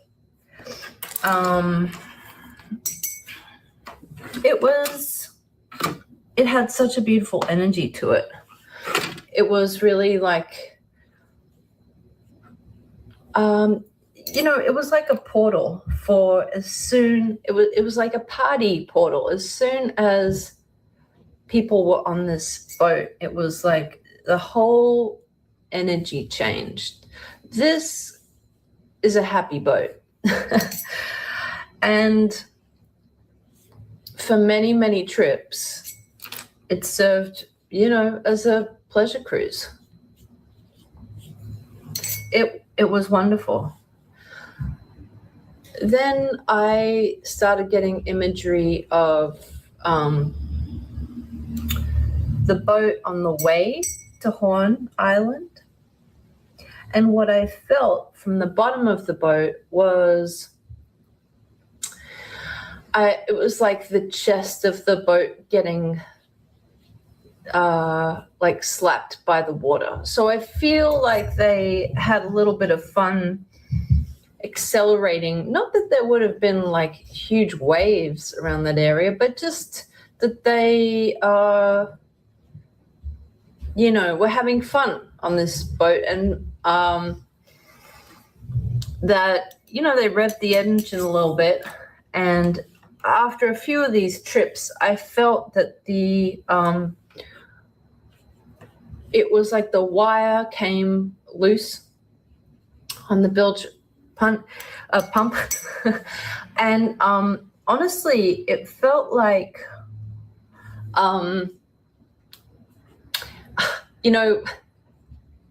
how in Mercury retrograde, like all the electronics kind of like, that's like when the printer stops working, that's when something goes wrong in your car.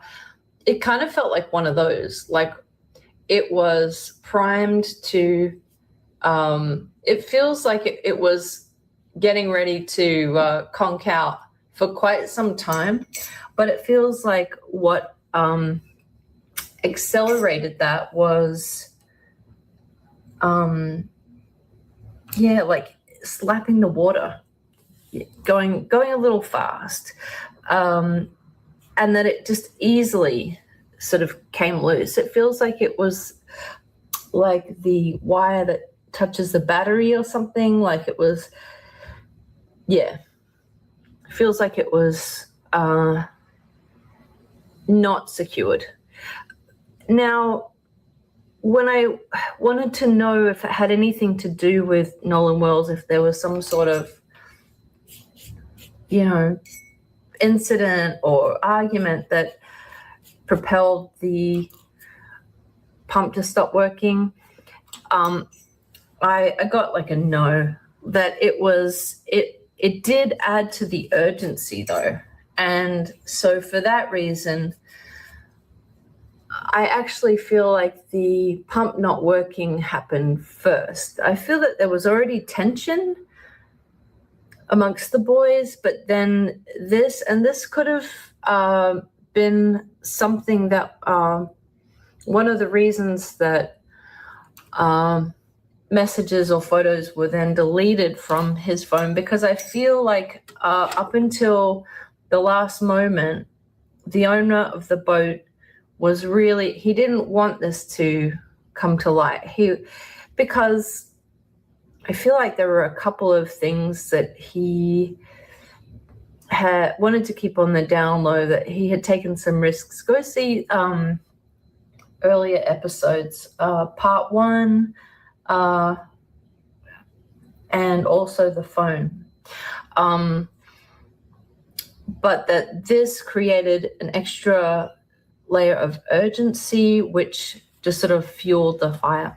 I felt from the boat's point of view that the boat became lighter during the 3-mile tow in the water.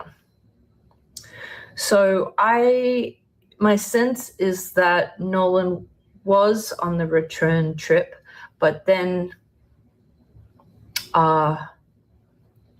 was ejected off the boat during the trip. The feeling that I got from the group, like the energy, was the energy of like,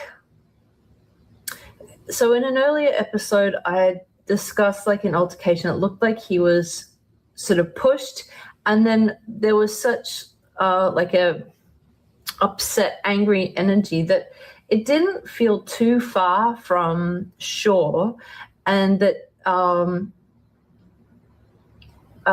Nolan, like, he didn't feel compelled to get back on the boat. He was like, fuck you guys, I'm going back to shore. Like, they weren't giving his phone back. They wanted him to delete stuff. He didn't want to. He thought it was unnecessary. He was minimizing the drama that they,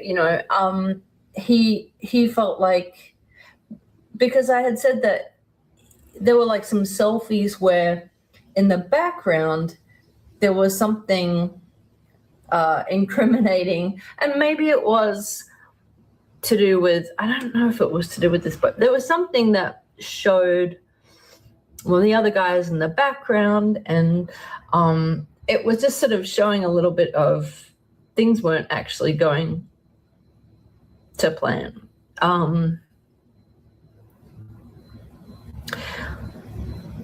I feel like there were a couple of different things. There was crossed boundaries, like alliances. I feel like,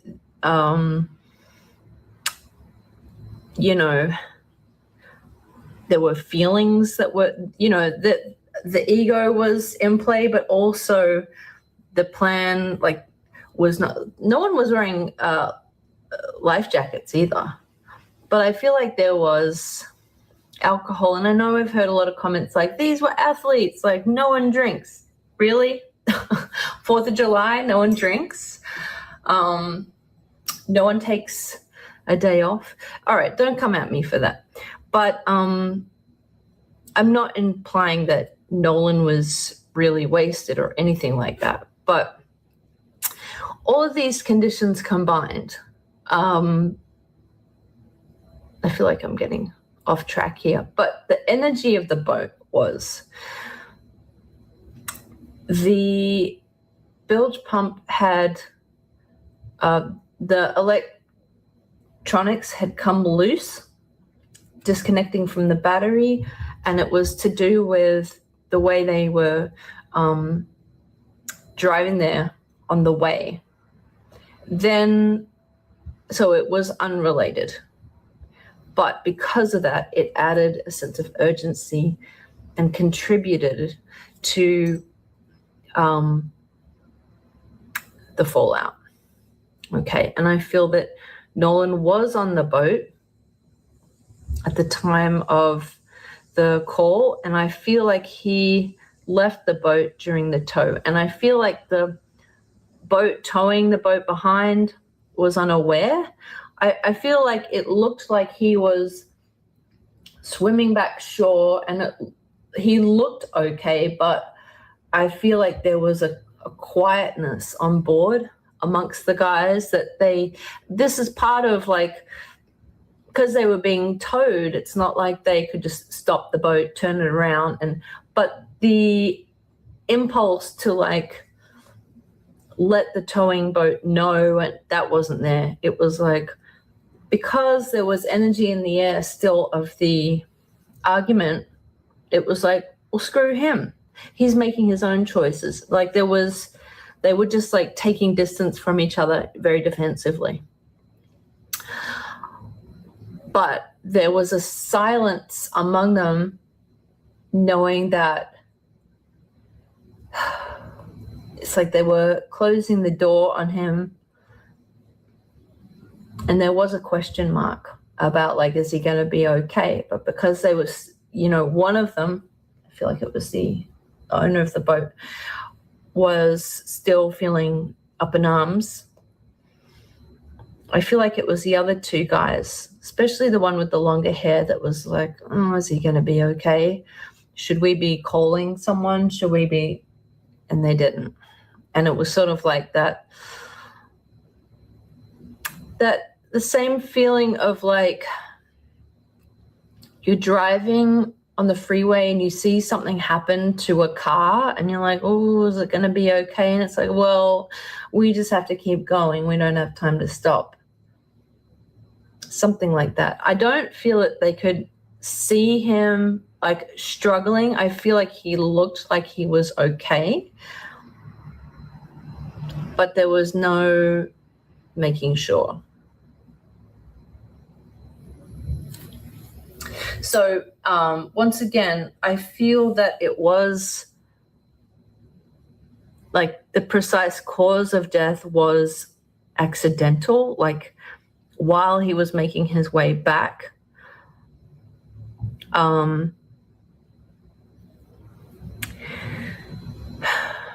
He was out of his depth. It was not as close as he thought it was.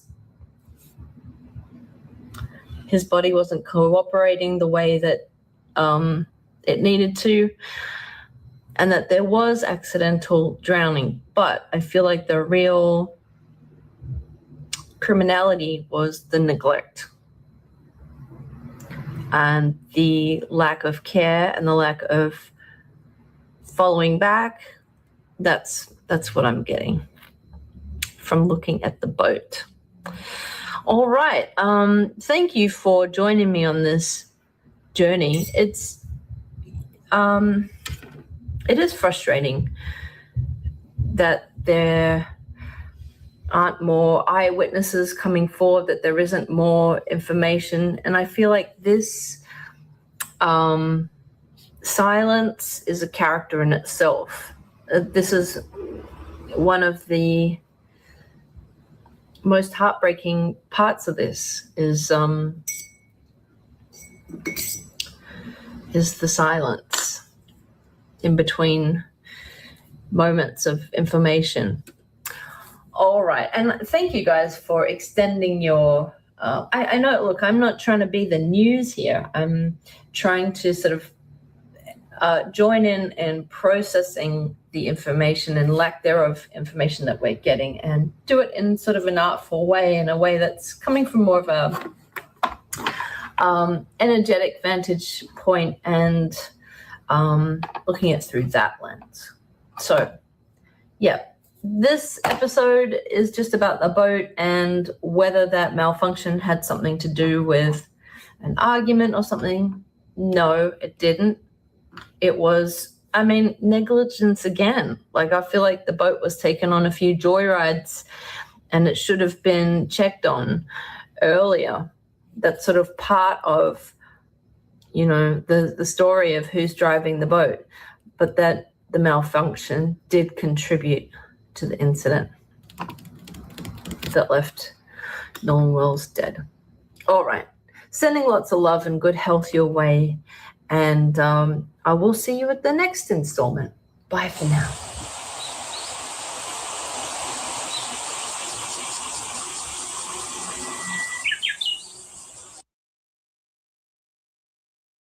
There. For starters, people should be speaking up for women when you have a man who might be cheating, whether he's cheating with a man or woman, and bringing back STDs. So I think the DL Whisper struck a chord with people who had grown up in that era and who understood that Black women were the fastest growing population to contract HIV. Now, with that being said, when I actually went back and watched what he was saying, I said, oh, this is problematic. It was problematic because the things that he was saying were nonsensical. See, what makes somebody gay is, for a woman, what makes them, or I guess you would say lesbian, is the desire to be with a woman. Robin Dixon could wear all of the Robin Dixon could wear every overall made. She could wear truckers hats, and she could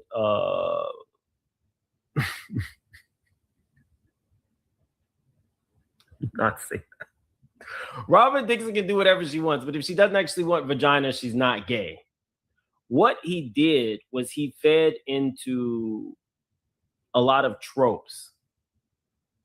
He fed into a fear, as opposed, and wrapped it in a package of, I'm here to help you. So then he made money off that.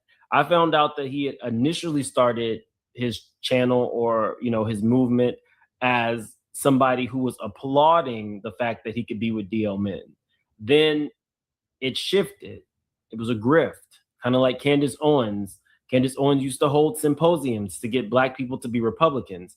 That's not where the money's at now. Now it is, the money for her comes from Christian conservative morals.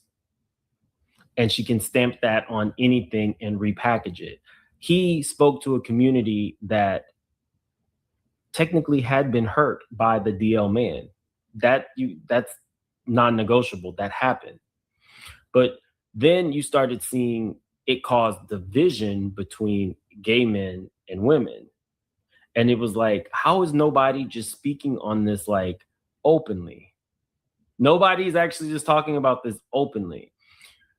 Everything cannot be a social issue. But one issue with DL men was the fact that straight communities in the Black community vilified them in a way that you don't see necessarily in other communities, i.e. like the white gay American man. That wasn't it. How do I want to say this? It goes so deep. Black girls are sexualized at younger ages. We talk about this a lot when we talk about Black girls being sex trafficked at higher rates than other ethnicities. They are sexualized at an earlier age. Black men are seen as dominant, are seen as hypermasculine from even other races. So if you have somebody who is seen as feminine, all of a sudden they are an FAG, they are vilified in their community.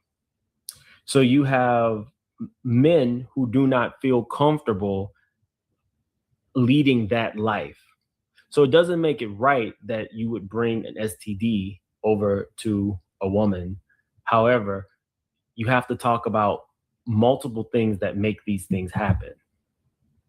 And one of those things is how they are treated in their own community. So that's why they are DL. That's part of the reason why they are DL. No, that's not all. So I can understand why some people liked the DL Whisperer. However, when I started researching certain things, Joey says, I think if DL men were honest about who they are, there would be no issue.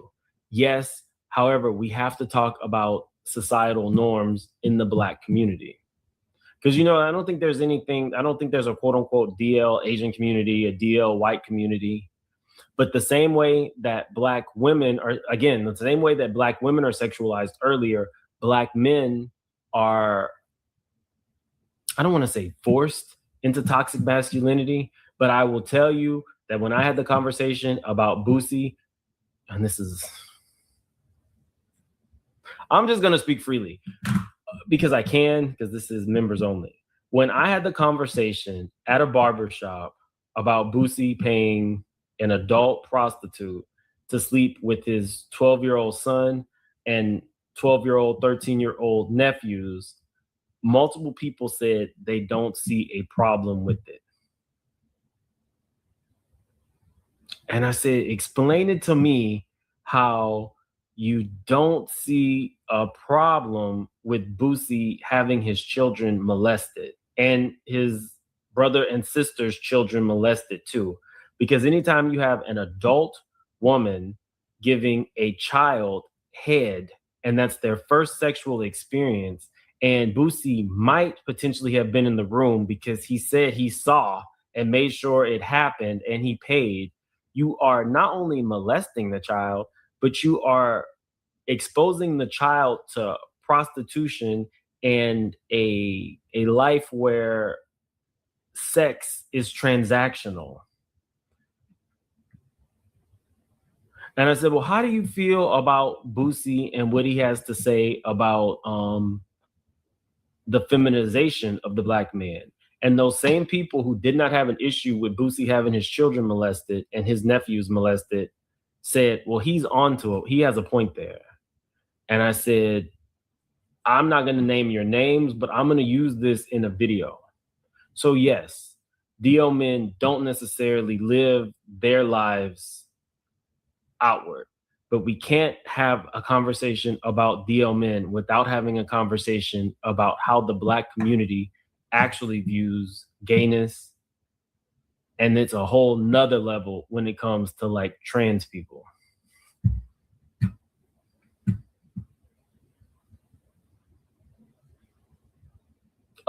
So yeah, back to the DL whisperer. So I think he spoke to people who might have had some fear. Now that's not all. There are some people who started following DL whisperer just because he doesn't like trans people.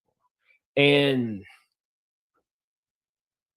I want to show you this one video that I was like, this is actually super dangerous.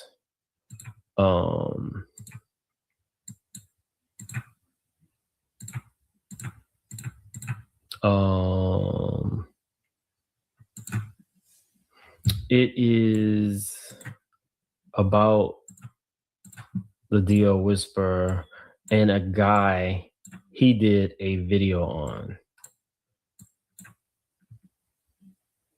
I had it pulled up, I thought.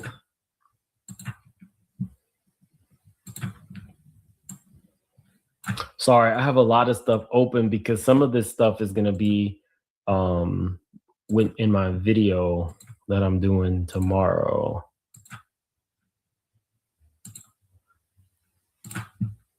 Okay, here we go. Okay. So the DL Whisperer, who has like hundreds of thousands of subscribers, he did a video on this guy. So what he would do is he would go to random men's pages and then use them as an example to say they were DL, even if he never had any interaction with them or had no idea who they are. Because just like Robin can wear as much flannel as she wants, a man could be feminine, but if that man does not actually want penis or pussy, he's not gay. Well, not gay in that sense, because EJ, we're not even going there. You guys get what I'm saying. You have to have a desire for somebody who has your parts, basically. He was trying to argue that any man who you could deem having any type of feminine quality is down low. And that's extremely dangerous rhetoric. So y'all know people that lie and get caught, they still keep the lie going because they can't believe they got caught. You know what I'm saying? But anyways, I just filed my police report for stalking and harassment online.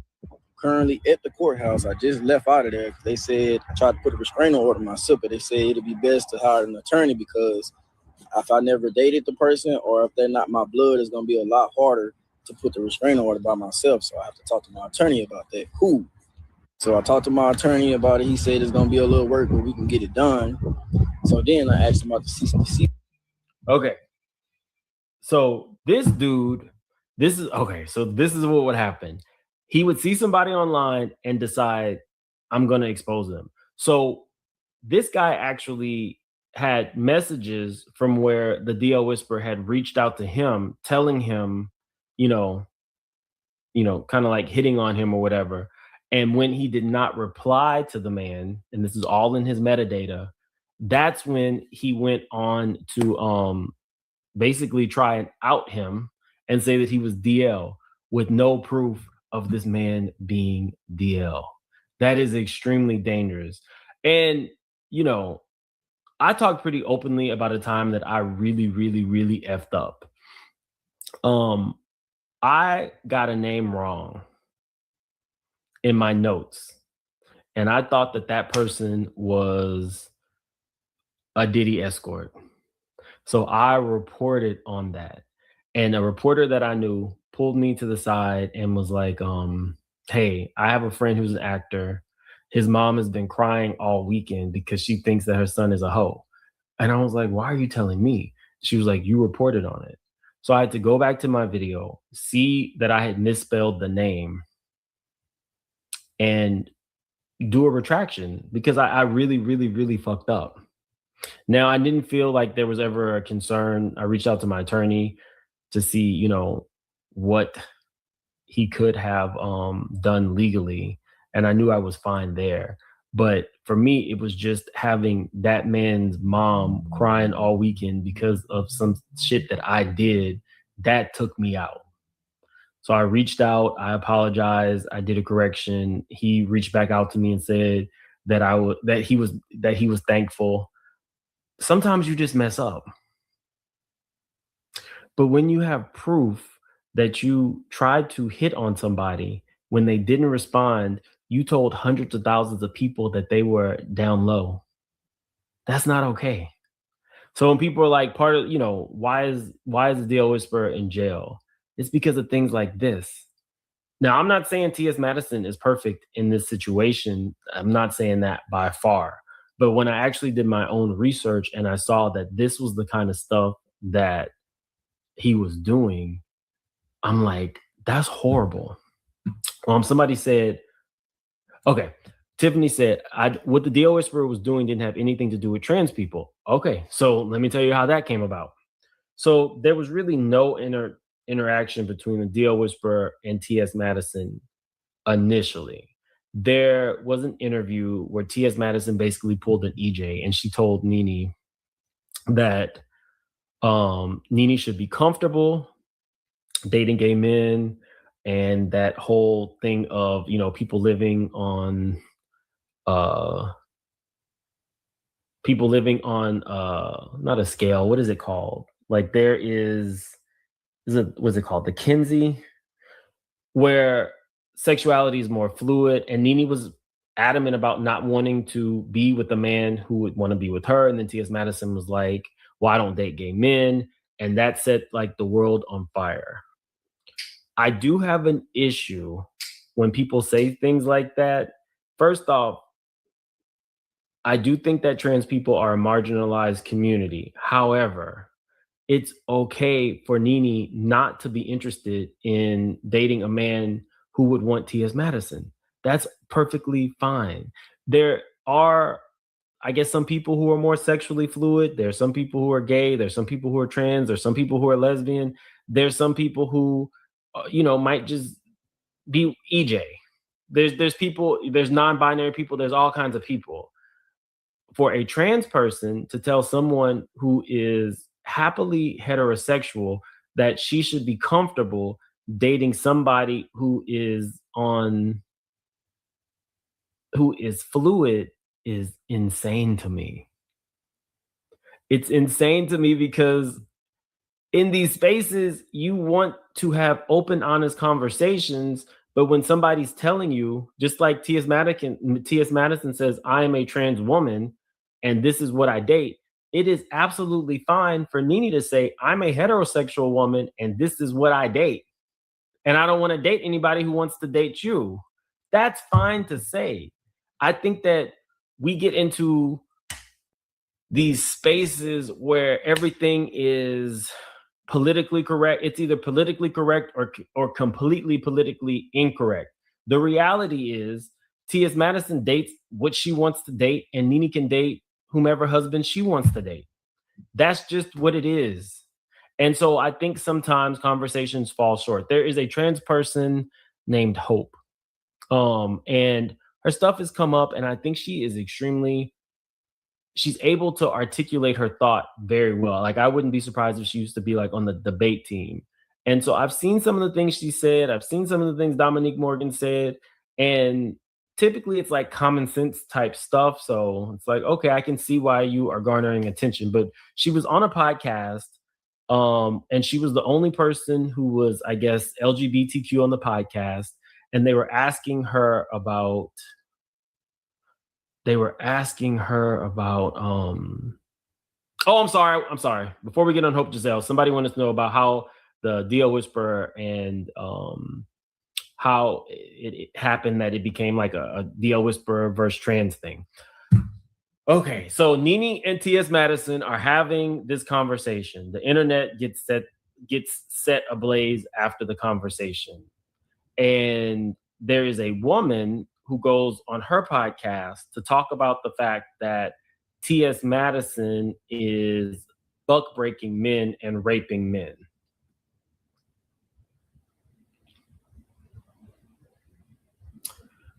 Now, this is not like new to anybody. T.S. Madison may not be your cup of tea, lady, but there were men paying T.S. Madison to do whatever she did when she was in sex work. I don't think that rape is involved. And so because that woman used the word rape, then T.S. Madison responded to her. After T.S. Madison responded to her, then the Dio Whisperer said online, well, I'm going to defend you. And then that's when he started going in with T.S. Madison. Now, I'm not a big person of going back and forth online in response to either of those things, but it started to get ugly. Now, T.S. Madison has done some shit to him. A content creator named Conscious TV actually read all of the court documents. And they asked T.S. Madison about reading the Dio Whisperer's credit report online. So they were going back and forth. But I think it got really real between the Dio Whisperer and T.S. Madison when T.S. Madison online started talking about the Dio Whisperer being in debt. Never mentioned his name, but listed off actual dollar amounts, like $60,000, I think, for a regular Tesla. Like one of those Teslas you can get for like 25, maybe 30, because allegedly the Dio Whisperer had bad credit. He paid $60,000 for a Tesla. Now, that was embarrassing to him. And he started going on Twitter Spaces, I believe, and saying things like he wanted all trannies dead. He wanted to see her. He wanted to kill her. And this would be like multiple tangents. So every time he would go on a tangent where he threatened her life or threatened, her mom's life or whatever, T.S. Madison had an attorney getting all of the metadata and recording it. So when people think like he went to jail just for T.S. Madison, no, it's terroristic threats.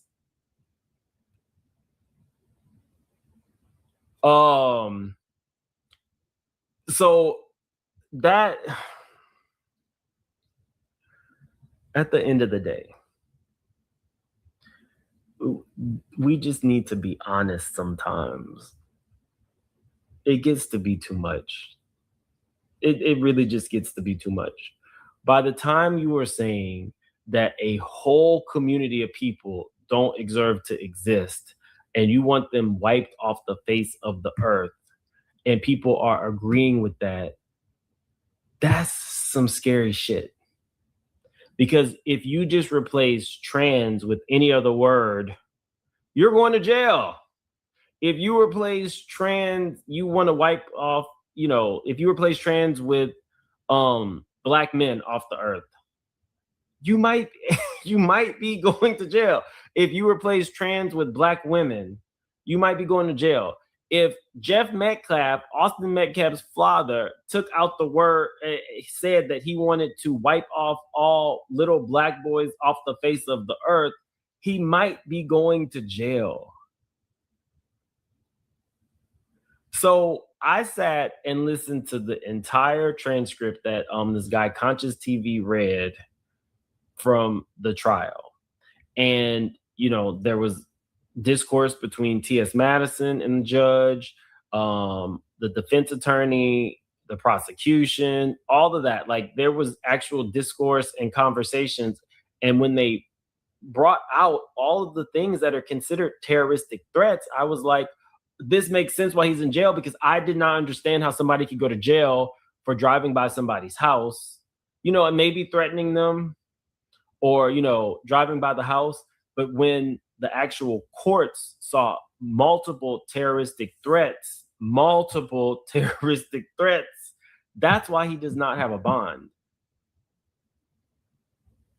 That is why he does not have a bond. Not a bun, like Onini said, a bond. Because let's say the judge does let him out before all of this gets settled, and he did go back. Because I think when he went to T.S. Madison's house, and don't get me wrong, I've seen both sides. People who like the Deal Whisperer said that, T.S. Madison, exposed that she had a weapon online and told him to come. And then I heard other people saying that T.S. Madison has threatened to physically harm Michelle A.T. Alien at one point. I'm not in this mix. I'm just telling you what I found out, right? Like, I'm just letting you know what both sides are saying. They're saying if T.S. Madison has transitioned into a woman, but she could threaten a man, then that's how some people justified the Deal Whisperer going to her house. Let me say this unequivocally.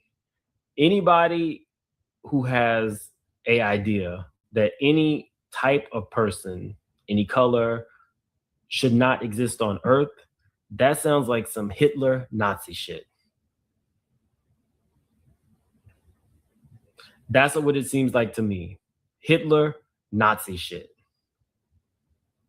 And that's why he's still in jail without a bond. It doesn't mean that T.S. Madison was right for reading his report, but she was shrewd enough never to name his name. Because she never named his name, and there is nothing to show that she actually ran his credit report,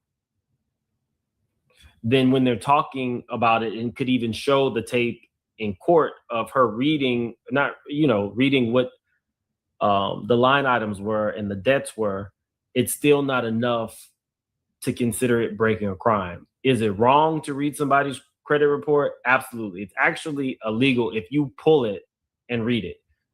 Madison is shrewd enough. She's been in enough fights with Kaya and Tasha K and everybody else. Like, a lot of these people are extremely shrewd. Tasha, Michelle, T.S. Madison. The only person who was not shrewd is the Deal Whisperer, because he's in prison or he's in jail.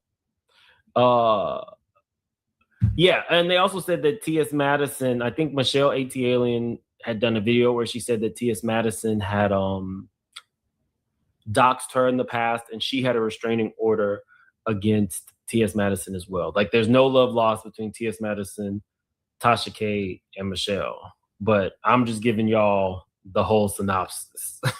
And it was a lot. So on to Dominique.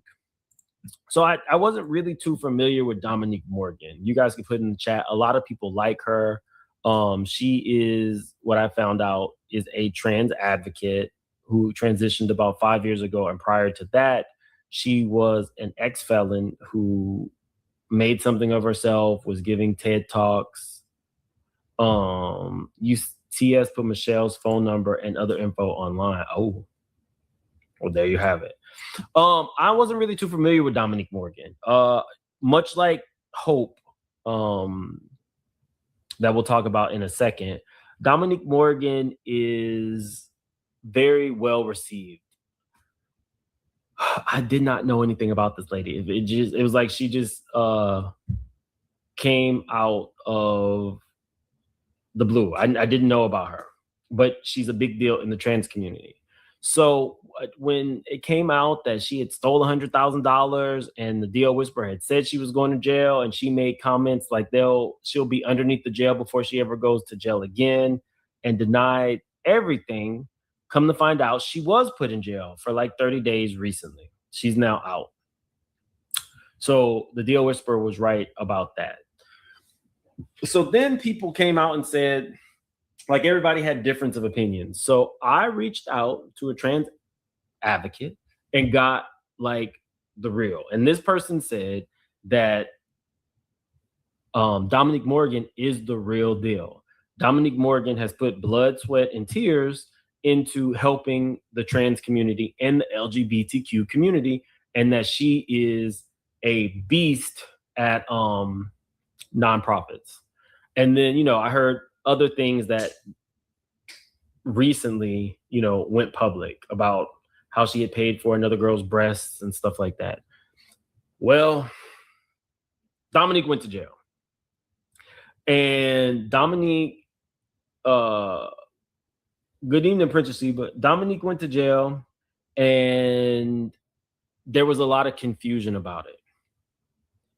As I understand it, as it relates to the DL Whisperer, he wasn't wrong. Now that all the receipts have come out, let me start here. People are up in arms because Dominique Morgan did something wrong and the trans community did not turn their back on her. What I say to that is, oftentimes when you like somebody and you feel like they've done something well and they have a slip up, most times you won't. Whether that's Dominique Morgan, whether that's Jamal Bryant still leading the church while he's having oops babies and avoiding to pay child support. I will be tuned in to Tasha K talking to the massage therapist who got pregnant from Jamal on the first night where she was his massage therapist. Tasha K is releasing that on Father's Day because it's Tasha K.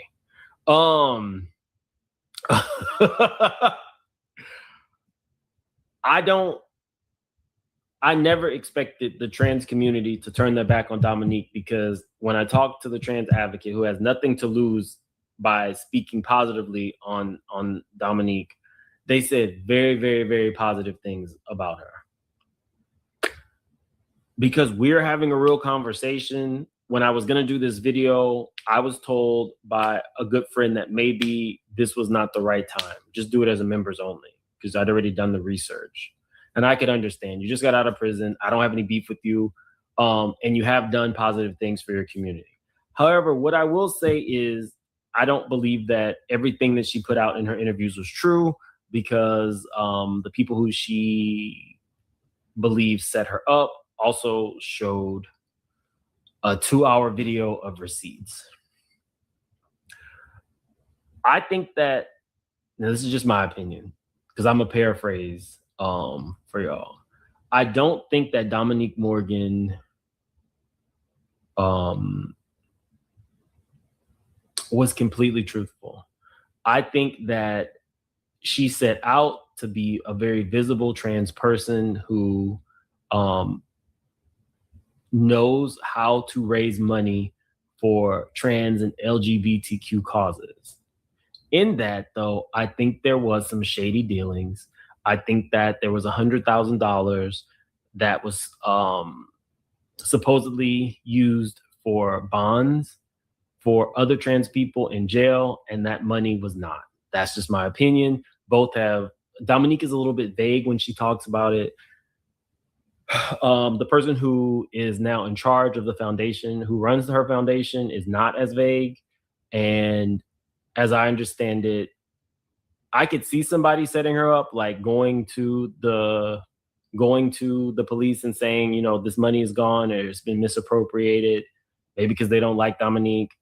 A lot of times Dominique does things for people that she knows and causes that she knows, and other trans causes who cannot get that. Other trans people who can't get that money oftentimes get mad because they feel like Dominique is helping causes that she is already close to. So I could see there being some jealousy that she's extremely visible. She's newly trans. And I think she was like the main person in a parade. With that being said, when I watched her interview that she gave after she got out of prison with T.S. Madison, because she was in Rikers, y'all. When I watched that interview, no offense to Dominique, but it was almost Trumpian. One technique that Trump does very well, that a gay man actually taught him, was if you're in a bind, don't respond to the accusation, attack the other person. And it works a lot, especially with social media and especially with people not forced to be accountable. So I do think that there was something a little janky with the money. I think that when the accounting firm that handled the money were aware of it, they reached out to Dominique multiple times, and Dominique paid it dust, because I think that Dominique felt like they had all done some shit and that they wouldn't just single her out. And because she was the executive director, she made the best person to single out.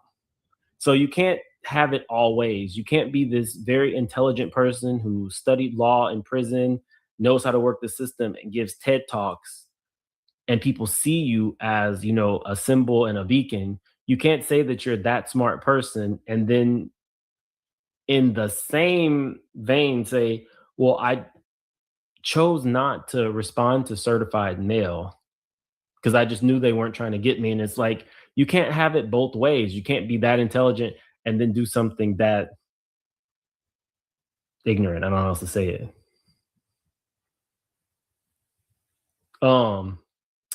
Prince Sheba said, how many people misappropriate funds and line their own pockets? Brett Favre and the governor to this day haven't been held accountable. Well, that's why I understand that the trans community didn't turn on her, because we live in a day and age where Trump has succeeded. You have the leader of the House of Representatives saying, congressional people should be able to do insider trading. That's like a thing now. So in this world, when you have Dominique at $100,000, some of the shit is funny. Like Dominique was talking about a closet. Anytime that the feds or whomever feel like you stole or you've commingled money, they then have the opportunity to say that whatever charges they see that you have made was with that money. That's what commingling is. So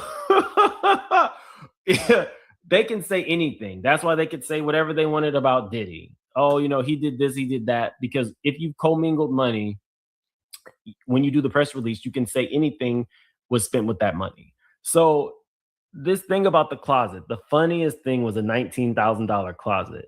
Then Dominique came out and said, I did not customize a $19,000 closet. I customized a $27,000 closet.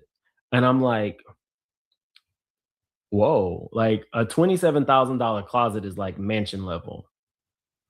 You can do a whole kitchen for $30,000. Then the lady from Dominique's like nemesis from the Okra Project came out and said that was in a rental house. And I said, I know you fucking lying.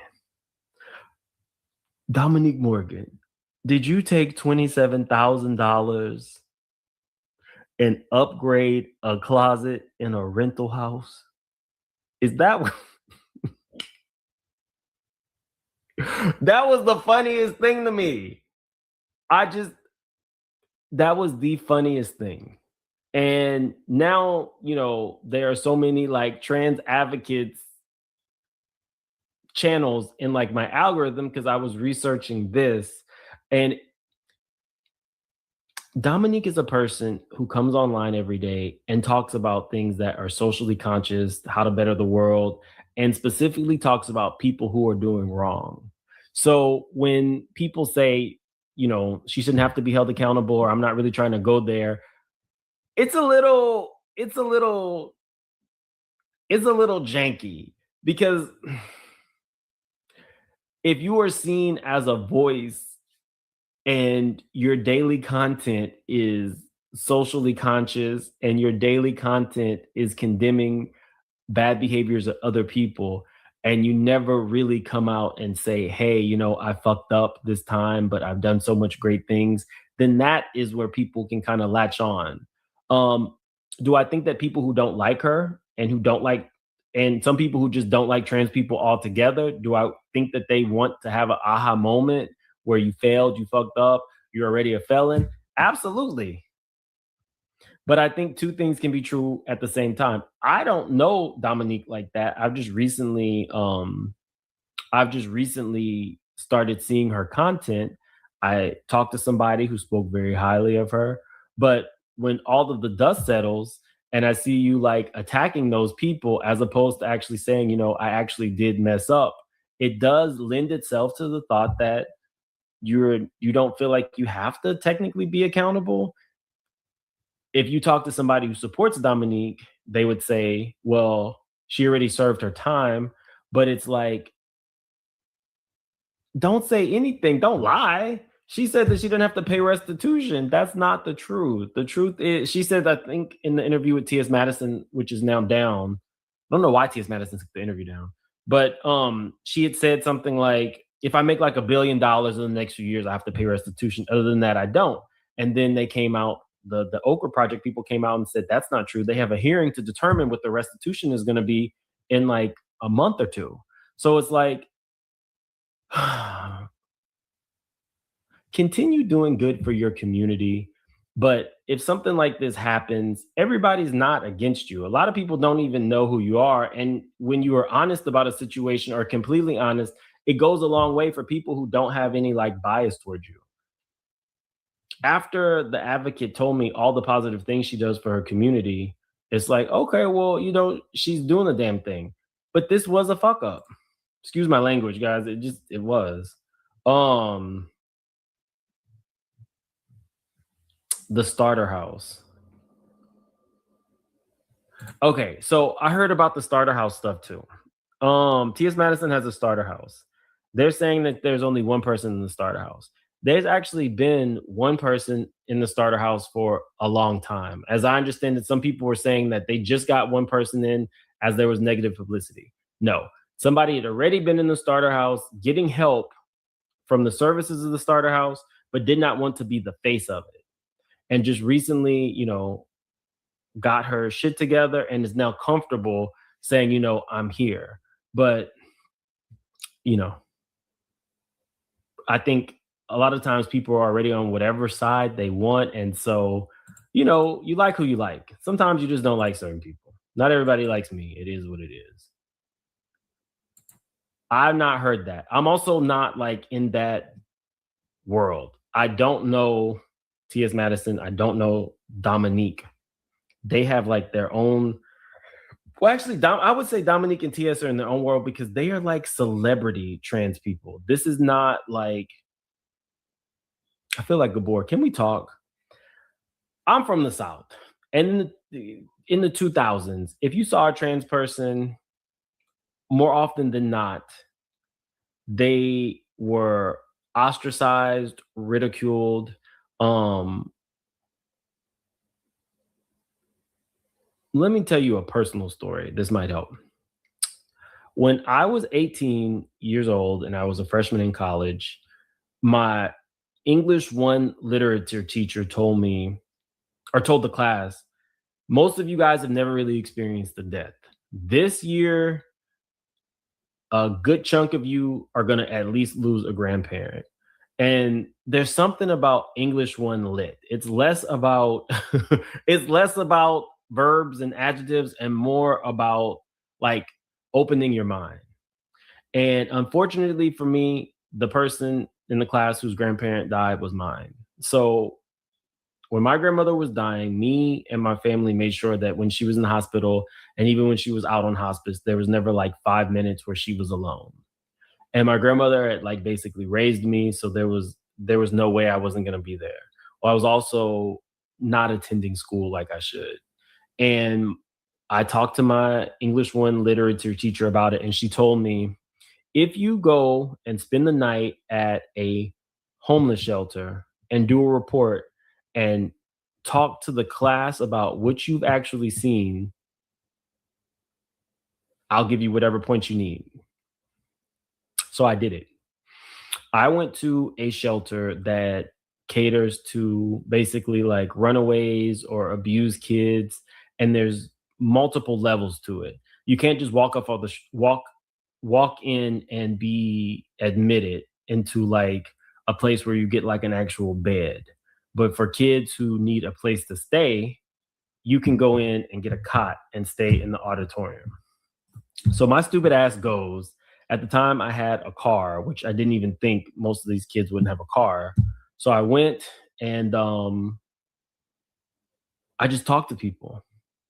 And as hard as my life was, I never really realized how hard it is for somebody who does not have a home.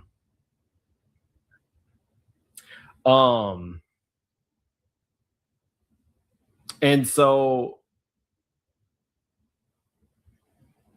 it really, this is gonna sound cliche. It changed my life. I just started talking to the people because like you intake is just like you get a mat, you give them your name. They don't really ask too many questions, and they ask you if you've eaten or whatever. And so there's no television, there's nothing there. It literally is like if it's cold or rainy, a kid who's a runaway would go there. So I just started like, talking to people. The first trans person that I met was a trans man. And we talked, like it was like a group of us and we just like talked. And I had never been around a trans person in my life. I didn't realize just how sheltered I was. And although I came from an abusive background and we didn't have any like money or anything like that, this trans man had been abused by her father, ran away, but it always felt like he was born in the wrong body. And everybody's just like talking, and we end up going to like a burger place, a group of us, and I was like, again, I have no money, but I had enough money to get everybody like Wendy's, dollar menu stuff. And we went there, and that particular Wendy's had a trans woman who was a manager, and she had hired multiple trans people. And so it's close to closing time, and all of us kids are talking, and it was so eye-opening because I had never been around that before, to understand that you don't have a home. A lot of these trans women that worked at that Wendy's either felt like they had to work at Wendy's or they could be prostitutes. And a lot of them were not what you would call like a passable trans person. Well, I did not know that the guy was a trans boy, a trans man. But the trans girls who worked at Wendy's, you could see that they weren't, completely transitioned.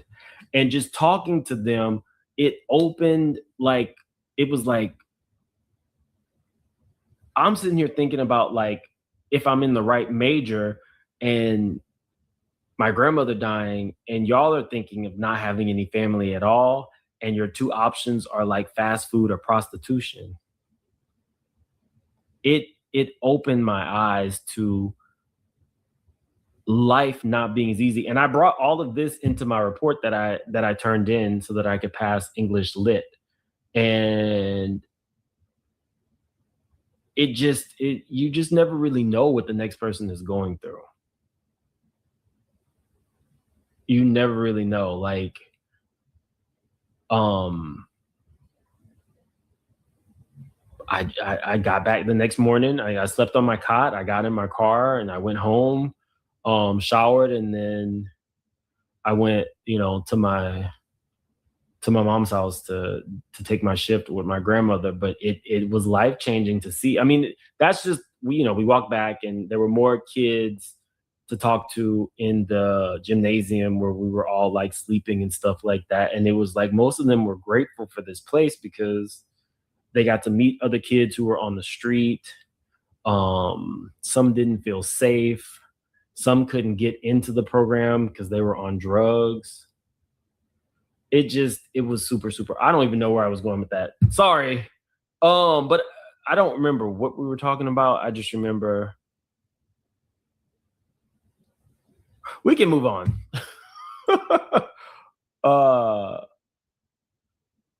Annette, you are super appreciated in my book. Thank you so much. And thank you for the super sticker. I don't really know. They didn't the trans people did not turn on her. She's gone back to her, advocacy and stuff like that. I don't know. I guess we'll see what happens when the Deal Whisperer gets out of jail eventually, how things get handled. Maybe he will, get a grip on, not wanting everybody dead. I think there are, let's move on. I hadn't even thought about that. I was just trying not to fail English 1 Lit, but maybe that did.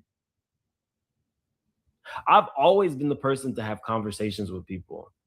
Like I've always been that person to have conversations with people.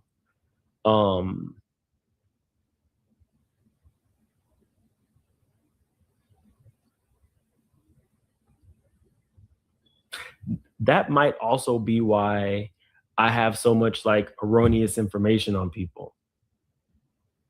Oh no, she gave me an A. Like I definitely like there was. Thank God for that woman, because that was not the only class that I really was like lacking in. Thank God for that woman. She's a mousy little white lady, but super, super nice, super young as well. And she did me a solid. That completely threw me off. I know a lot about a lot of people.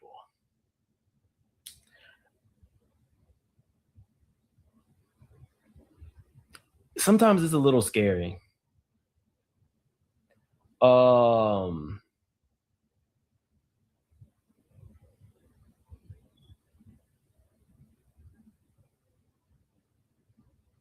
Yeah, I don't want to say that. I'll take that. Let's go on to there are some people that I don't like because I know certain things about them, but that doesn't mean that I want to say something that could really really F them up.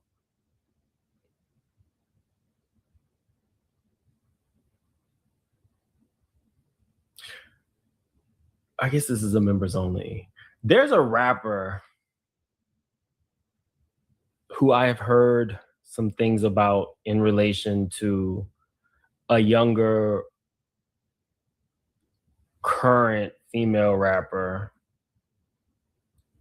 when she was underage. I have a real issue with people and underage people.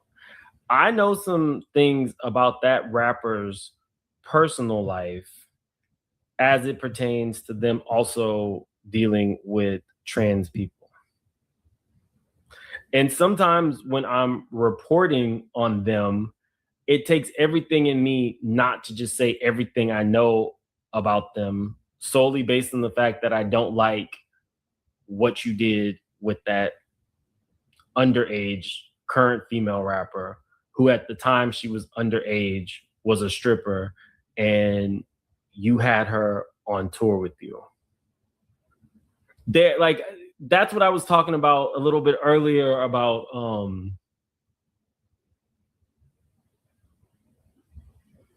having to parse the words that I say. No, it ain't Boosie. If it was Boosie, I would have said it. It's not Boosie. It's not Boosie. But those are the kind of things that I have to parse what I'm saying, not to like put that out there. I'm not gonna sit here and let y'all guess.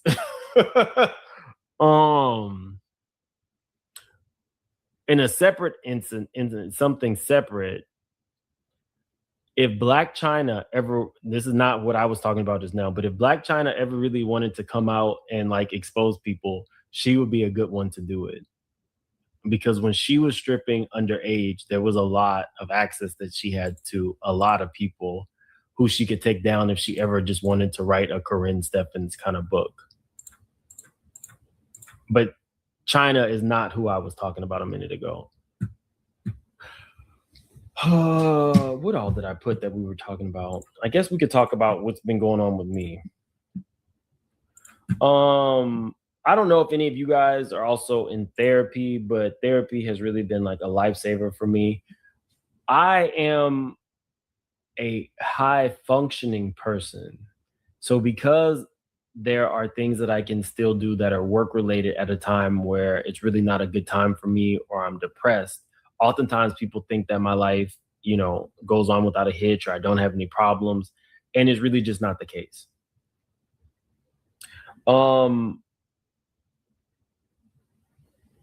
You guys know some of the stuff that happened last year. One of my sisters almost died in 2023. She got deathly ill again a week before the Diddy trial. I was there. My family told me to go ahead and go to the trial. They would handle it while I was gone. Once I get to the Diddy trial, I find out that a really good friend of mine had multiple, not aneurysms, was it blood clots? It was multiple something in the brain, and they had to remove his skull to release the blood, and that he was in a coma. So then I left the Diddy trial after week 1, came back to see about my sister and see about my friend Brian. And so I just distinctly remember it was a Saturday night. I left my sister's house, and then I went to the hospital because the doctors had said that maybe if you know, voices that Brian knows, if you speak to him, it can help, you know, wake him up and all this. So I just remember spending hours at the hospital there, then going home and packing. And when I get to the rental car place in New York, I get a call from my friend's son who says that my friend Leah is dead, that sickle cell had overcome her. And at this point, I'm like, this was a lot. One of the people there was a straight shooter named James, who I didn't really know before the trial, but he was also somebody who had illnesses, and he really helped me. He wanted to help me build my brand, talk to hotels because New York was super expensive for me. Like, he was a good person.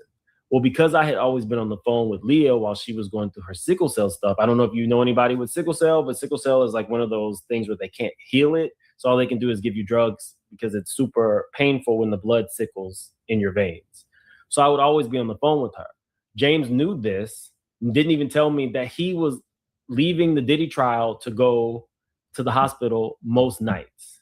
So after Leah died, James really kind of helped me. Like, and we would have conversations, and I ended up helping him. Like, just having, sometimes my friend Leah would be so out of it, but she would never have anybody to talk to. So I would be on the phone and she would be thinking, I distinctly remember her thinking one day she was on a private jet in India with Nicki Minaj. Other times she was in a lot of pain. So I would, you know, be talking to the doctors and nurses for her over the phone.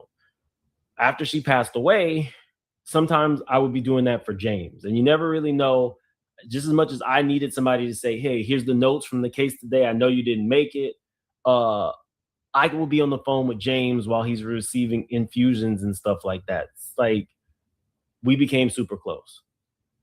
James passed away in December out of the blue. And that took me out.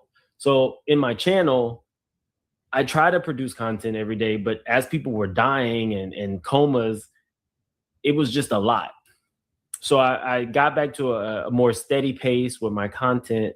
And the only part that you guys know that I was struggling with a couple months ago was I passed out. I passed out in my truck on the road. What y'all don't know, this is crazy. Okay. I got a call from a friend of a friend who asked me about one of my close friends. And full disclosure, my friend is Asian. He is the blackest Asian you will ever meet.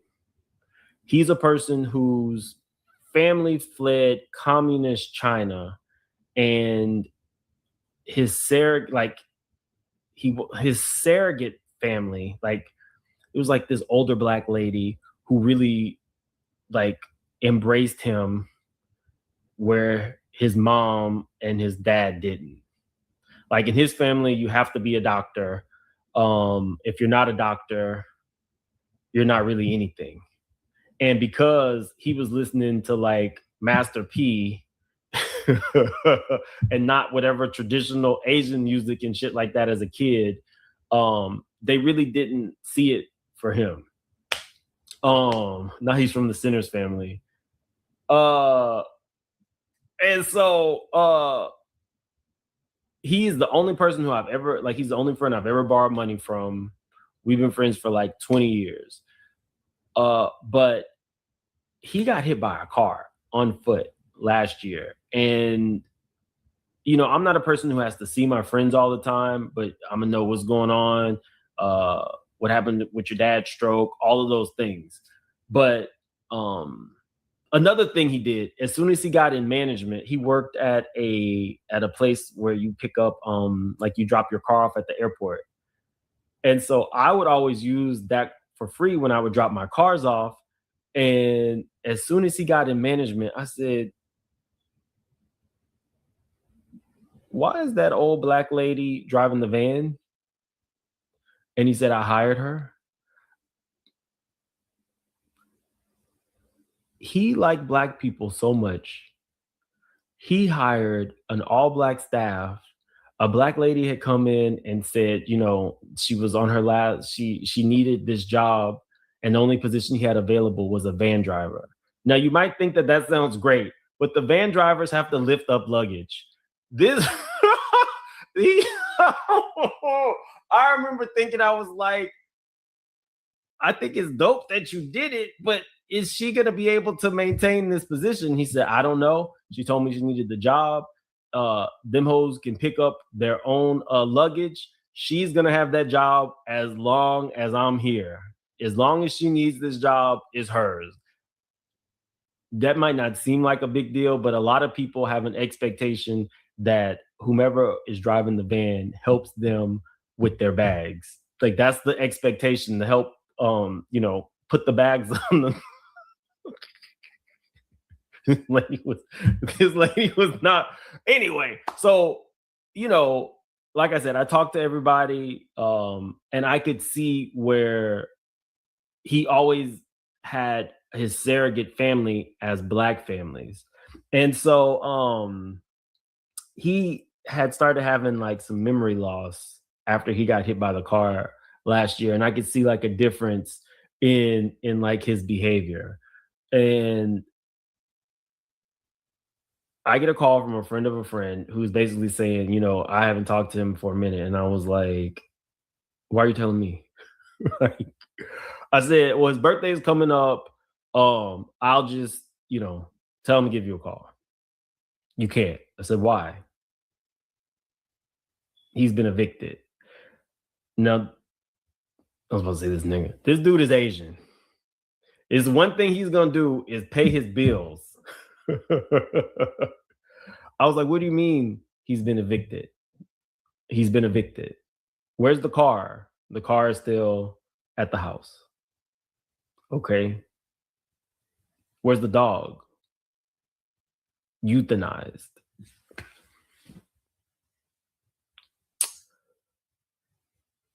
So I got on the phone, called the private investigator.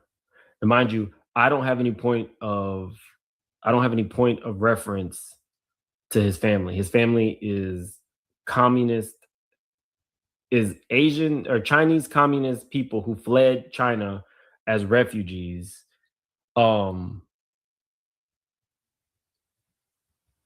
have no point. Like I don't. So I was like, all I have is like a name. Can you find the parents? Found the parents. So the next day I go over to the house and I'm like, look, and the private investigator told me what happens is people have memory loss. Oftentimes they'll be taken to the hospital or something. And after the hospital fixes them up, even if you don't know who you are, they release you. So I don't know if you've ever seen people in like, not scrubs, but it looks like a very flimsy scrub. Oftentimes they're homeless or they have some type of dementia. They don't have a next of kin listed. And so they just kind of like randomly roam around. So the private investigator is like, look, we can try to locate the hospital. We can try to locate everything and everybody. But what's going to probably happen is we're going to need to do a search for a missing person. So I said, do whatever you need to do. So I'm following the leads as they are as they're coming in. I go and I talk to the dad. Dad doesn't speak much English. I'm like, please give my number and name to your more Americanized son, and I can let you know what I found. Okay, but again, it was a super crazy language barrier.